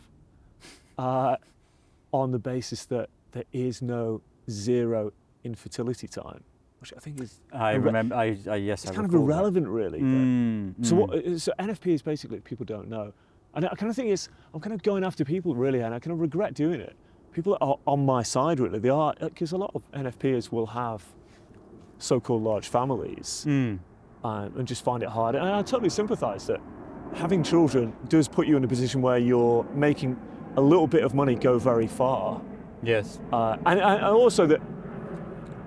It's very eco-friendly in that way. Yeah, contraception has put us in a position of, we've not really done this yet, but you can't afford a home because of contraception. Double income mortgages have put you, Yes. have put a single earner out of the game Yes, almost. it's destroying society. And you know, people aren't getting double income mortgages on abstinence, they're getting it on contraception. And it's not only that they're able to afford a home, they're buying another home, then renting it out. Yes. They're absolutely putting you out. And then you've got, that's just at the beginning of the economic side, you've got big government. Contraception's invited big government into your life, you know, because you now need to get back to work just to survive. You need childcare. Oh, well, we need bigger government for that. We need more taxes for that. Yes. And we'll take care of the children. We'll educate them. Big school, big education policies. In those education policies, we're going to make sure you're contracepting so you can stay free and live your dreams. So all the things you would want, like community, to be able to afford a house with one income, all of that, you've kind of you've rejected it by accepting contraception. You know, you've made it possible. You've made it possible for all these kind of malevolent forces to come into your life and say it. And I kind of think about the Tommy Robinson crowd. You might bitch about culture dying, but dude, if you'd have had those babies and repopulated the town you live in better than, let's say, the Muslims or whatever culture you like to mention, then there would be no debate here. Yes. You know, it's if you contracept. It's basically, it's the language of losing, really. Yes. If you want to lose, it's the language of a feminist. You just, even if you're not losing, you will be soon. You know, because in the short term you do get more money, you do get more material, but in the long term, well, we're in it now already. You know, our children's children are going to find it very hard. Yeah. Who's going to look after you in your old age? Yeah. We're now going to be, our children are going to be paying these stupid XXX pensions. Yeah. And even whatever new pensions come and all the care that is required, unless governments can knock off people with assisted dying. But all of that is made possible by contraception. Yes. All this top heavy. So I just want to say that first. So, artificial conception, bad. For the atheists that might even be watching this long. So NFP it's kind of like studying Celine Dion hormones. You know, when they're at a minimum, fertility is at its lowest. Maybe it's not zero, but it's at like a much reduced chance. I think of it as the World War I plane, where the machine gun behind the propeller wants to fire at the enemy, so the bullets can't hit the propeller. Okay, how do you guarantee that those bullets aren't going to hit the propeller? You've got mechanics, so you make sure obviously the machine gun is the soldiers of fortune, the sperm, and they're going to miss the eggs because of mechanics. Yes. The infertile period. You know, the bullet won't hit the egg or the propeller. And it's similar with NFP. Through the study of science, you're going to calculate exactly when the sperm is going to miss the egg. You're going to make sure the sperm's there and the egg's not, to the best of your ability. I think they've got it down to about, if you practice it well, they've got it down to about 1 or 2%, which is less fertile than onanism. I think if you AI onanism and ask what fertility is, I think it's around 15%. Oh, right, yeah. So you could even say, because some sperm do get away. Yes. It's just you're intentionally spilling them. That's what's upsetting God. So you could almost make the argument that if onanists got it on 100 times and NFPers, Olympic level NFPers got it on 100 times, the onanists might have more children. Yes. And then you're in the position of onanists get killed by God, but they've produced more babies. And NFPers are working in discernment with the Holy Spirit and produce less children. Okay, so that is a case. Yes. But NFPers might say, well, because he pulls out, it's an unnatural act, which of course I agree. And then the NFP is, the soldiers of fortune all unload inside the Holy of Holies. And they'll say it's a more natural act, it's completing the natural act. All right, true it is, but it is still massively trying to frustrate. You're taking positive action to try and frustrate nature. Yeah. You want to avoid, your intention is to avoid having babies. And this kind of, they'll justify it by saying things like, well,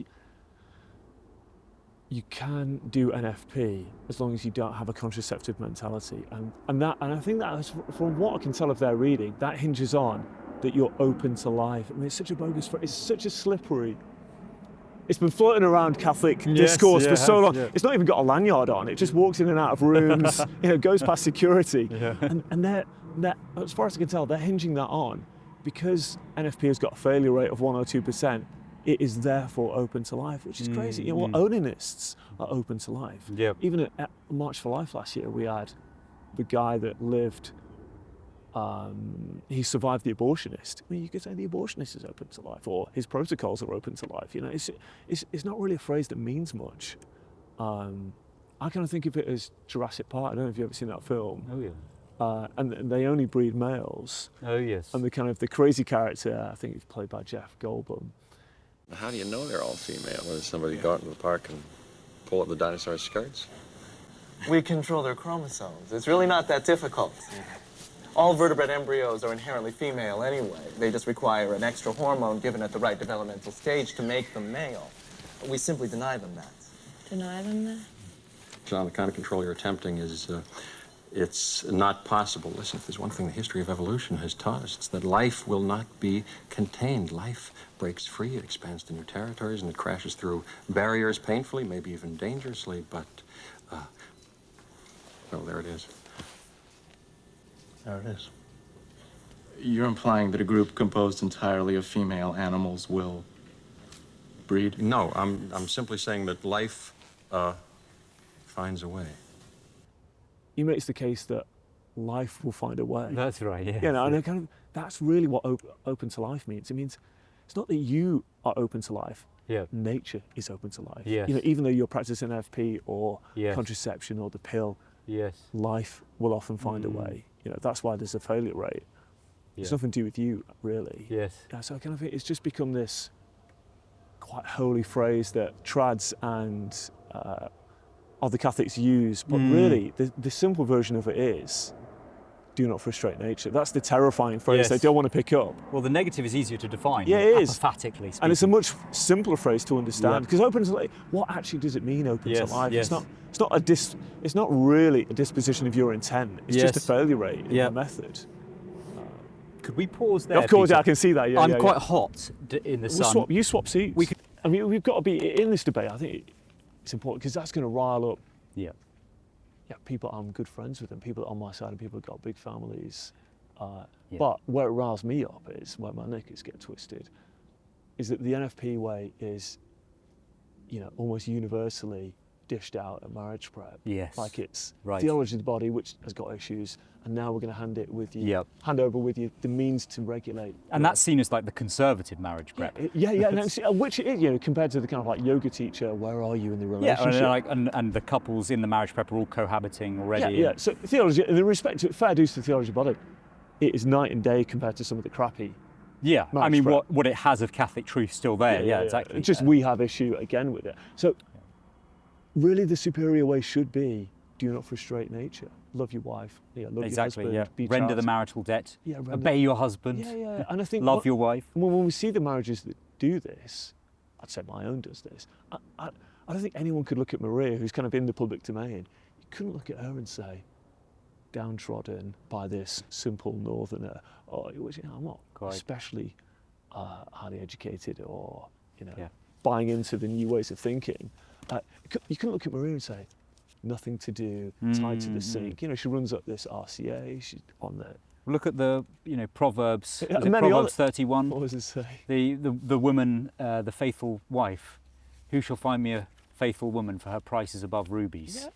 And in fact, that's something that Sia begins actually in his historical analysis of how we've got to this situation, the contraceptive revolution, is that feminism was a response to real injustices against women, but themselves were recent fruits of Protestantism and liberalism. It's good that there's real life Catholic women Yeah. of our argument to look at. Yeah. Because I don't think Maria's an anomaly. I look at other. Yes. I think she might, like. Well, there's quite a few Jones women who. Yeah, feisty who, birds. Like you wouldn't want to. Anyway, I'll cut that out. But the fact that there are living examples, that we're Absolutely. not just some kind of medieval. I don't know what. Well, no, medieval's good. Yeah, medieval's good. means I mean, read Chaucer. Like medieval women are they are participating in their husband's world as his helpmate, as Genesis They've says. got plenty to get on of their own nature. Yeah. They don't need, come on, darling, can you do this? She does a great job. She doesn't need me to say, now do this, darling. Yeah. Now you've got plenty to get on with. And again, in Catholic culture, in the church, in Christian civilization, of course, marriage is not the highest end at all. for That's women. another point, which Right, this is really important. And which really cuts against the grain of theology of the body and yes, spiritualising sex to the highest degree. Exactly. I teach English literature to secular students, and one of the poems that's taught at GCSE is by an English poet. Now, I can't remember her name, but she wrote in the 17th century. She was a royalist, and she writes about how constricted she feels about this sort of life script that she's got to marry and sort of be subordinate to her husband's mission. Now that, of course, is in a Protestant culture which has a particularly sort of excessive interpretation, you might say, of wifely obedience. But more importantly, it says that the only destination of women is to be married, and that's it. And there are women, of course, with a vocation to religious life, which is a life really that is unmediated in a certain sense with God. I mean, it's mediated, of course, but it's a particularly close marital, spousal relationship with our Lord Jesus Christ. And it just strikes me reading her poetry. She's somebody who, in a Catholic culture, as England was 100 years before, 150 years, she would have been, a sister, a religious sister, and very content with that. So, this is all what engendered feminism and these other errors in the other direction. But what you say, I think it corresponds with scandals that one sees. That I take as scandalous, that these otherwise sort of seemingly conservative priests are promoting NFP. Yeah, and they're promoting it in a way, these rhythm seminars and coaching and so on like WhatsApp groups. And my wife sent me one of these the other day, and it was just presented in a way that, again, the man, especially like the non-Catholic man or the Catholic convert, would come to that and infer, okay, that's the norm, and then you opt to be fertile when you choose. No one's actually saying those words, but it's absolutely, it's all That's implied. it's all implied. The, kind of the really power of the implication. Disingenuous, quite insidious, I would say. Yeah. Side of all this. Yeah. And how can me, basic thicker, really, just kind of elevated by my suspicions, how come I'm discussing it? Why hasn't it been a regular discussion that you can just go back on the internet and say, an obvious discussion has been going on? It's just been kind of whitewashed. Yes. It really just winds me up. Yeah. And the other... even you and I have to put ourselves in this position of being controversial or stirring the pot, causing division. The division has been caused actually already. Yes, exactly, and yes. The traditional way has been undermined. Yep. Why should I have to put up with that? And then an additional difficulty, and this has always been there, so we can talk about how but how recourse to the infertile period was taught and dealt with before the council. But this is a very sensitive pastoral area, right? So, and I do sympathise with people that want to practice it, because having children is hard work. It's going to be, and it's terrifying. To have another child is a terrifying prospect. Or I could see how people would see it as a terrifying prospect. I don't particularly, but and there are real cases. I mean, John Farrell will be watching, I know. So right. Let's get, let's discuss this in the comments, because he's kind of got a particularly rigorous, and I think that's entirely permissible, that's lawful in the church's, moral theology here. But I don't know whether he'd agree with this. But SSPX priests now, I think they actually, they tell their faithful not to discuss NFP too much in public because it's a delicate pastoral area, and if you start sort of conjecturing about what's licit and not, there might be a couple there that have been advised by their pastor that they can have recourse to the infertile periods. And which is not totally infertile, just for the Tim Gordon fans out there. It's just a kind of less infertile, less fertile exactly, period. But because just very quickly, the new canon and the new catechism will say artificial contraception prevents a child. No, it reduces the chances. Yes. And that's a difference, but it's a massive difference. Yeah, exactly. Yeah, It is. I mean, that has to be borne in mind here all the time.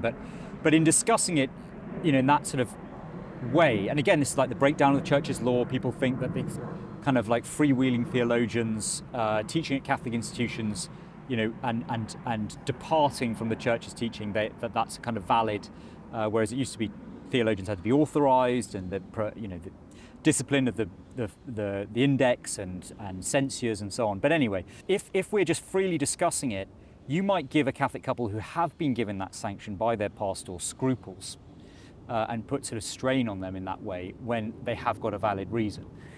So John Lane was talking about, potentially a valid reason might be that a couple have had many children and those pregnancies have just got harder and harder, medically speaking.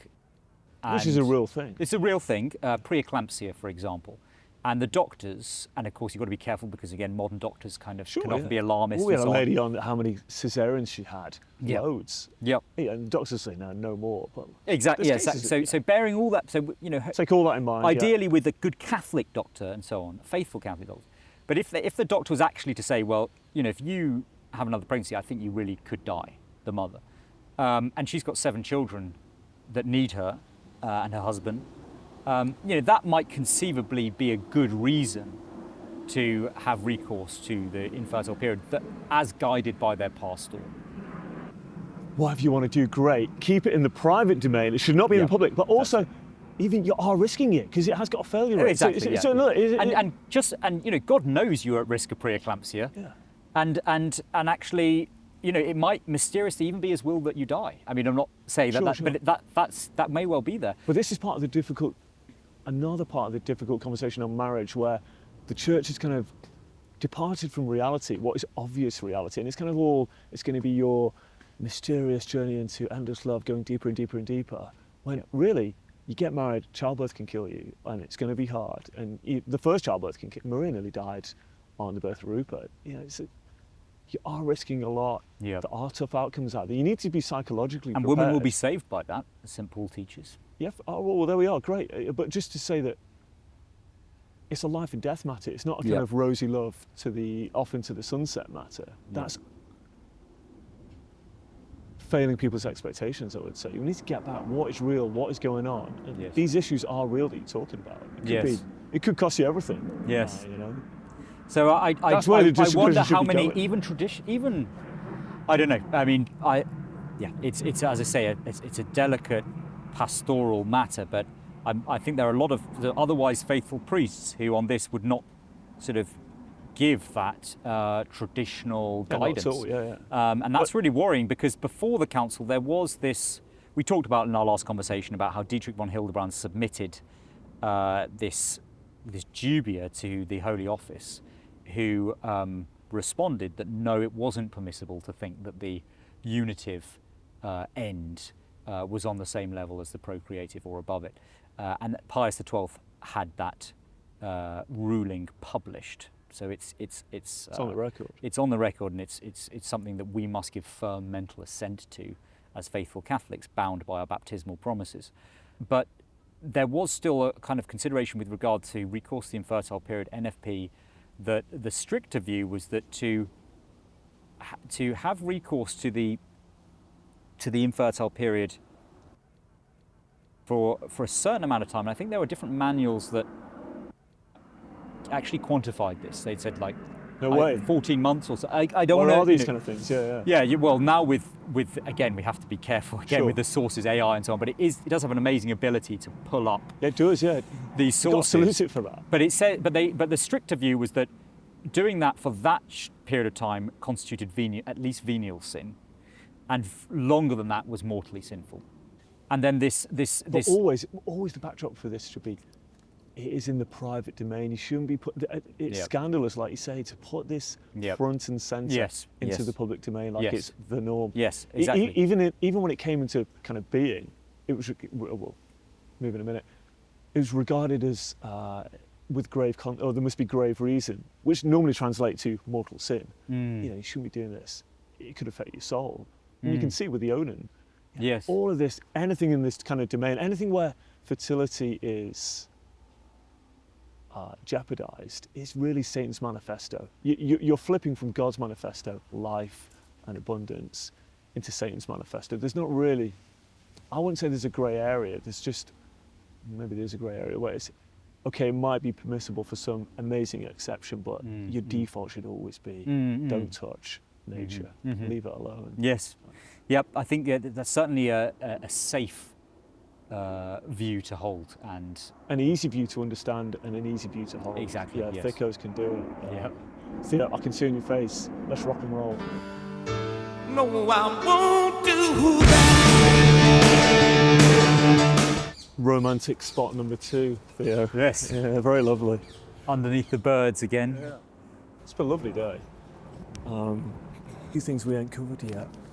I did want to say about Casticanubi, I would encourage anyone watching this not to take my word, more your word than mine anyway, but check these documents Words of out. the magisterium. Yeah, check it out for yourself, not hard. If I'm doing it, you can do it. There was one line in Casticanubi which I thought was quite chilling, and it said, if the blind lead the blind, both go into the pit.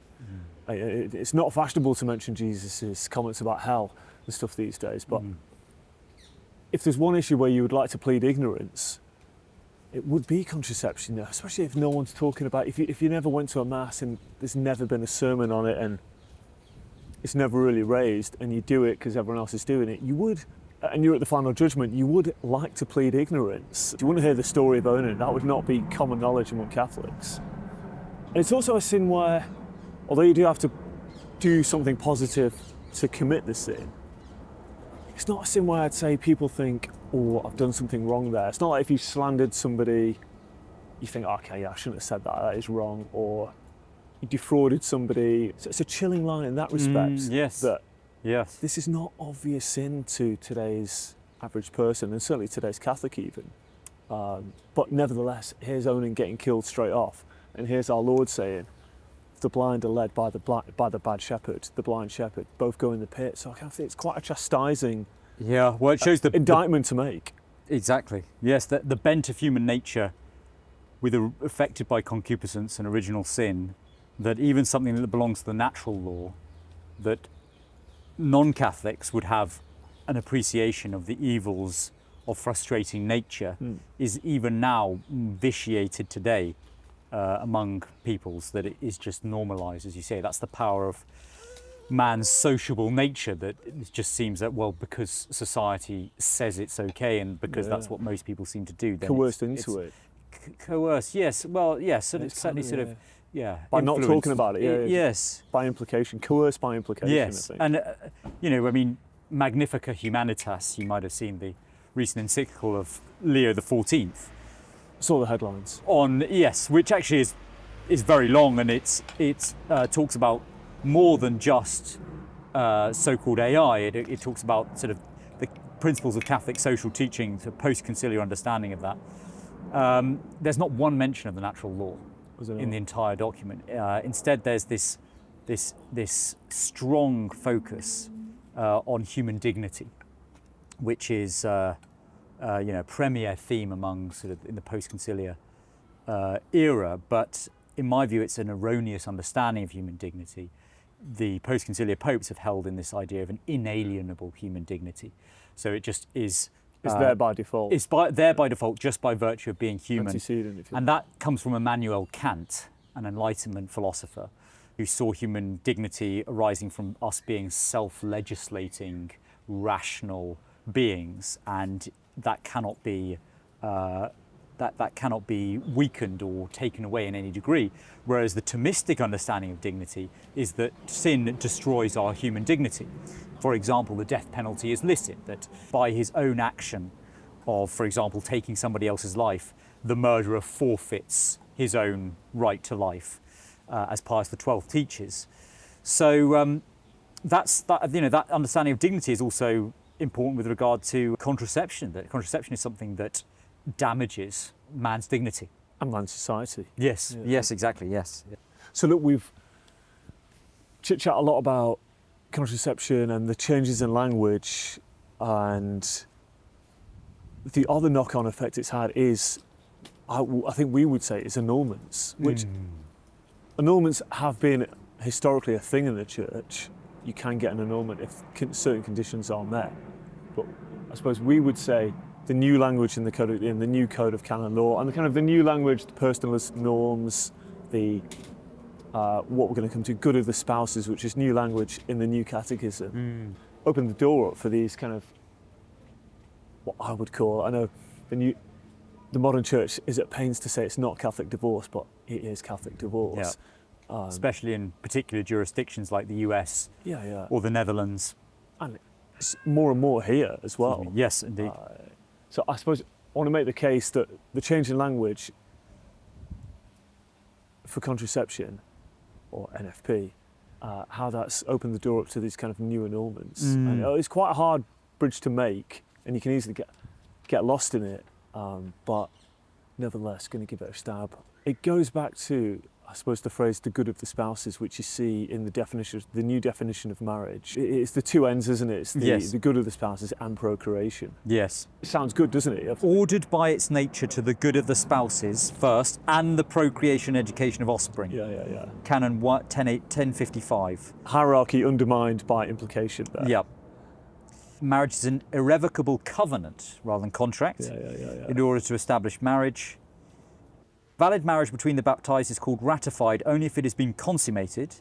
It is called ratified and consummated. The spouses have performed between themselves in a human fashion a conjugal act which is suitable in itself for the procreation of offspring. The beef we've got is now you've got now. Yeah, the drip of poison is there with the primacy that's given to good of the spouses, and then that's elaborated in the section of canon law on grounds for annulment. Sure. And as we were talking about before, so it's become it's an essential property of marriage. Yes, the good exactly, of spouses, yes. and that translates to you have a right to my good of the spouse. I'm the spouse, and where's my goods? Yes, in the form of psychological maturity. Yeah, this kind of stuff. Yeah. And that's where you get the vernacular bonding. Yes. Babies and bonding. But not just as you say, that being essential. Therefore, if that's not there, the marriage, according to this understanding, would not even be valid. Yeah. And this was seen in a shocking statement that Francis made in 2014, that he believes more than 50% of marriages are not valid. So this equivalence gets drawn. So he says, well, actually, cohabiting non-married couples, in other words, as we would say, couples living in sin, are actually saying they're more married, according to Francis, than couples that have been married as Catholics, but in his view have this insufficiently mature understanding of the good of the spouses, of love. And so this complete mess results, and the boundaries are just completely lost. And something like cohabiting gets affirmed as something that is not more not ideal, but better. Yeah, exactly.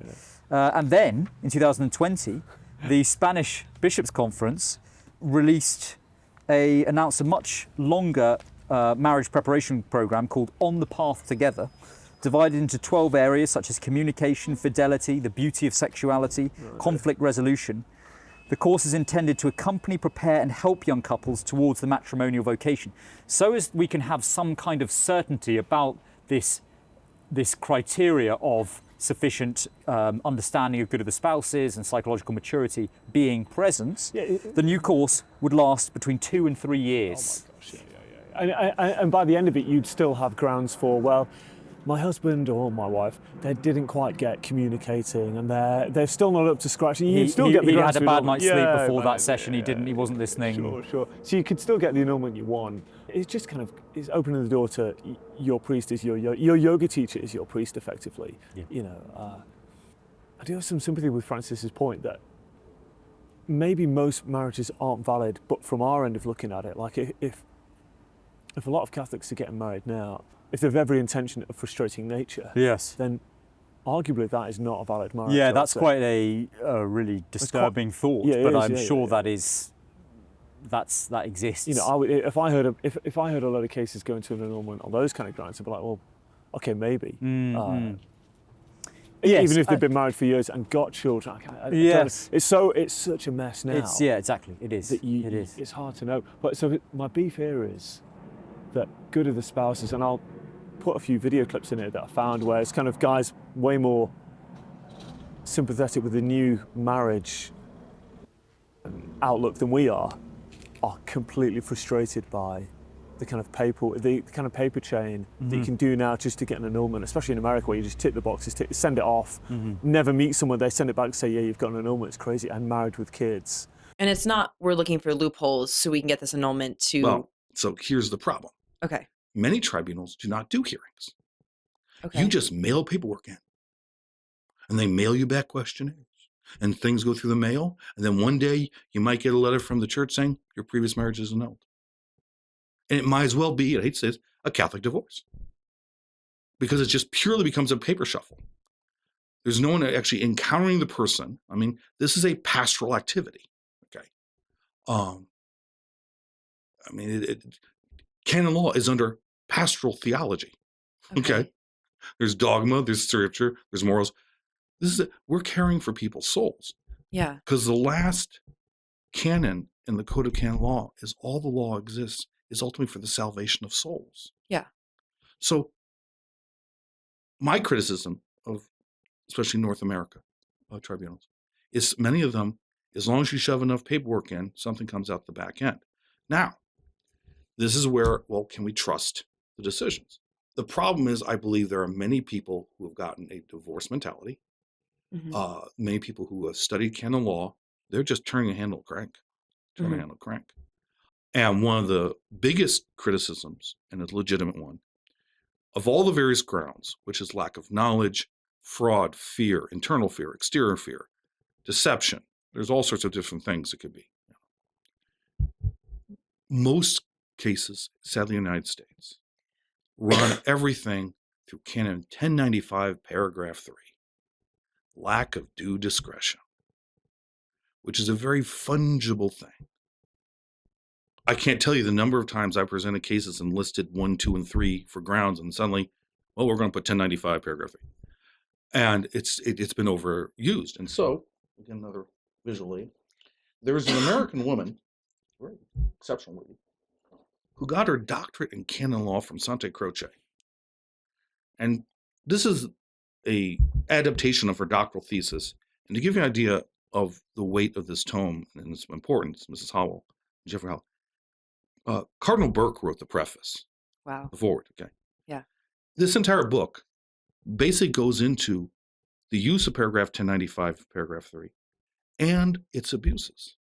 The kind of previous bad actors, they've sat down and they've said, right, well, because they do want to do this hermeneutic of continuity, that you can't have an annulment unless there was a problem before the wedding day. You can't get an annulment if a problem arises after your consent. So I think they've looked at it and said, well, look, in the culture you have irreconcilable differences. You know, that's always what's quoted for a divorce. You know, I think they've smoked the Vatican II hash and they've come up with, right, how do we get around that? Well, irreconcilable consent is what you need. Yes. And then, so therefore the annulment is kind of in the hermeneutic of continuity because it's at the point of consent. It's just that he never fully knew, like you're saying, he never fully understood what good of the spouses is. Yeah. Therefore, he was never truly consenting. You know, this kind of total gift of self language, which sounds great, but God knows what it means. You know, what is a total gift of self? No one here. a bit like open to life. What actually does it mean? It's this kind of language is just floating around without any security checks whatsoever. Yeah, because they're at pains to stress it does not mean contracting bodily rights. Yeah. Which is what it Definable what it might and have obvious. been if you give it an orthodox interpretation. Yeah. They say no, it's more than that. Yeah, it's more than that. No, it's this deep, meaningful love that goes deeper and deeper and deeper. Which I think is, well, it's kind of, there's no end to it. It's just such waffle that anyone can buy into. I must say, I never look at theology of body couples that I know and think, oh my gosh, they've got some unique, special love that I wish I had. I kind of think they're just like me. They're just struggling on with children. It's a bit of a battle. Some days are good, some days are easy, some days are hard. Some days romantic love is in the air, some days it ain't, which that is the reality. This total gift of self and ever deeper, newer, meaningful love. I just think it's hoi polloi. It's just sent out there as language. It's kind of insidious language to get you annulment if you want it. Why would a guy aspire to marriage if he just thinks, my wife can leave me, even in the church? The church doesn't even have my back. It's there for the good. It's there for the love fest. Yes. But when times get hard, look, nowhere to be found. There's no clarity to be found. No, we've got you back. There's no acknowledgement. Okay, yeah, you're out there earning the bread. All this stuff has got to be challenged. Yes. And it's not being, which really winds me up. But if we might finish on, as I was leaving today, I saw a comment got put on our first chat, and the guy was saying words to the effect of, and I must say I do agree, it was something like, well, it's what I think. Religion's become quite a middle class experience. It's kind of become for those that can afford it. Because we're living in a world now where if you have these children and you kind of meet so-called societal expectations, send little Johnny to uni, or big courses, you need a lot of money to raise a child, then that kind of prices out the working class, if you like. They can't really be Catholics. They can't be proper, loving, total gift of self Catholics. So it's just become a kind of elitist. And so I suppose on the back of that, what are we to do? Is his beef, which I... Well, the last part of that is the easier part, which is return to tradition. Yeah. The answer the church has always held available to us. And I agree that there has been this intense bourgeoisification of Catholicism, which was sort of somewhat in evidence even before the council, but even things like the liturgical movement were very much informed by this, was Henry Sear calls it, appealed to a kind of certain type of middle-class female librarian, is that what he said? the reformed liturgy.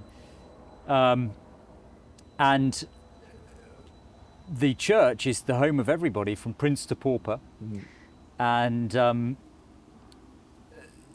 that kind of phenomenon is something, again, Stephen Bullivant notes in his book Mass Exodus. I haven't actually finished reading that chapter, but he does examine various formerly working class Catholic communities in places like Liverpool, Manchester, Newcastle, that became disaffiliated from the church by and large following the Second Vatican Council. And they discuss things like the loss of devotional culture being a really important factor, that Marian processions, local cults to saints, those kind of the parish rosaries, that was very accessible, very popular. Yeah, sure. Popular popular piety. We might have seen the vestiges of it as children, from our grandparents. Yes, exactly. Yes. Almost doesn't exist. Whereas the kind of prejudice towards all of us becoming like amateur scripture scholars ourselves. Yeah, sure. Real navel gazing. Yeah, navel gazing and sort of getting involved in. Obviously, the vernacular liturgy was all about this, kind of us participating in the liturgy as if that wasn't happening before, and understanding things purely rationally rather than on the affective level of the devotional life, which partly on the affective level. That all served to alienate the working class, or many working class Catholics. That's what Bullivant finds, using empirical data. So there's plenty to, I think, confirm that comment that this person makes on the last discussion. And I think that also is the case with regards to marriage. catechesis and teaching, that the working class man and woman understood the sort of earthy realities of family life, of marital duties. And getting on with it, yeah. Had a will to survive, exactly, and they would find a way, and between the community would find a way. Yeah, those children would go to next door neighbours who would look after. Whatever your economic status was, human will to survive would find a way. Yes. Would you be poorer? Maybe. Would you have less? Would your holidays be short? All right, yeah, sure, fine. But you still had your culture, your community, your sense of pride, dignity. He's making the point that. And you will inherit the earth. Yeah, for sure. The meek will inherit the earth also describes those who have the courage to have children and have faith in God's providence. There's a phenomenon in Quebec. Historically, the French-speaking region, which was conquered by Britain in the 7 Years' War, 1759, New France it was called, and of course then Canada became an English colony as a whole. But over the 19th century there was a phenomenon that's called the Revenge of the Cradles. Oh, right. In which the Catholic Quebecois, who started with just something like 600 settlers, French settlers in Quebec in the 17th century, numbered hundreds of thousands, millions eventually. Again, on the brink of the Second Vatican Council, they were about to become a majority in Canada and take political power. So there's, and that's been the same in, for example, Boston in Massachusetts was the Puritan hub. That's where Harvard is, and which was a Puritan, theological college, and was very much their town. And then this flood of Irish immigration in the 19th century, and again the Revenge of the Cradles meant that Boston was a Catholic city by the 1950s. And then you start having Catholic mayors, you start having Catholic policies. You have a Catholic senator from Boston, I think it was, who single-handedly held up the law, the national law, to legalize contraception for something like 20 years, just through that ethnic, local, religious power from the voting bloc of the Catholic Americans. So, again, the meek will inherit the earth. Sure, and it takes those hard yards first. As our dear friend Pier Paolo will often say, if you don't come from a dynasty, a big family with a big history, why don't you just go about starting one yourself? Yes, absolutely. It seems impossible. It seems hard. It is hard. And I suppose we're kind of two of the people among many that we know that are doing it. It's not. And it's a great adventure. Yeah, you've got to get to the end of the month, pay your bills, and it was easy. You've got children now. You've got to find out where you're going to move to next. It's kind of pioneering stuff, as many generations have done before us, pioneered out there. I suppose, in the pride of a man, really, you don't want to die, get to the end of your life, and you didn't, like St. Paul says, fought the good fight, won the good race. Yeah. It's like, have a story to tell. Yeah, King Theoden at the end of his life. Great scene in Lord of the Rings. He's kind of St. Peter, isn't he? He gets to the top of that hill to march on Minas Tirith against the Orcs, and he kind of knows this is going to be my last march. Yes. And he's been such a failure all that time under the spell of Saruman, which is a bit like us really, under the spell of modernity. Yes, yeah. And he just goes down fine. And he says at his death, at least now I can hold my head up high among my forefathers. That's right, yes. More Catholic men than anything, we're kind of just being stripped of our kind of dignity to fight, get out there and get on. Like you say, the adventure, get on with it. Theo, I think we can leave it there. Check out Theo's podcast, the Two Cities podcast, Two Cities and my writing on 1 Peter 5. Yeah, 1 Peter 5, yeah. And feel free to donate to, this episode costs money to make, blah, blah, and donate to Theo's channel as well. Theo, thank you very much. Thank you very much, Peter. Real pleasure. No, I won't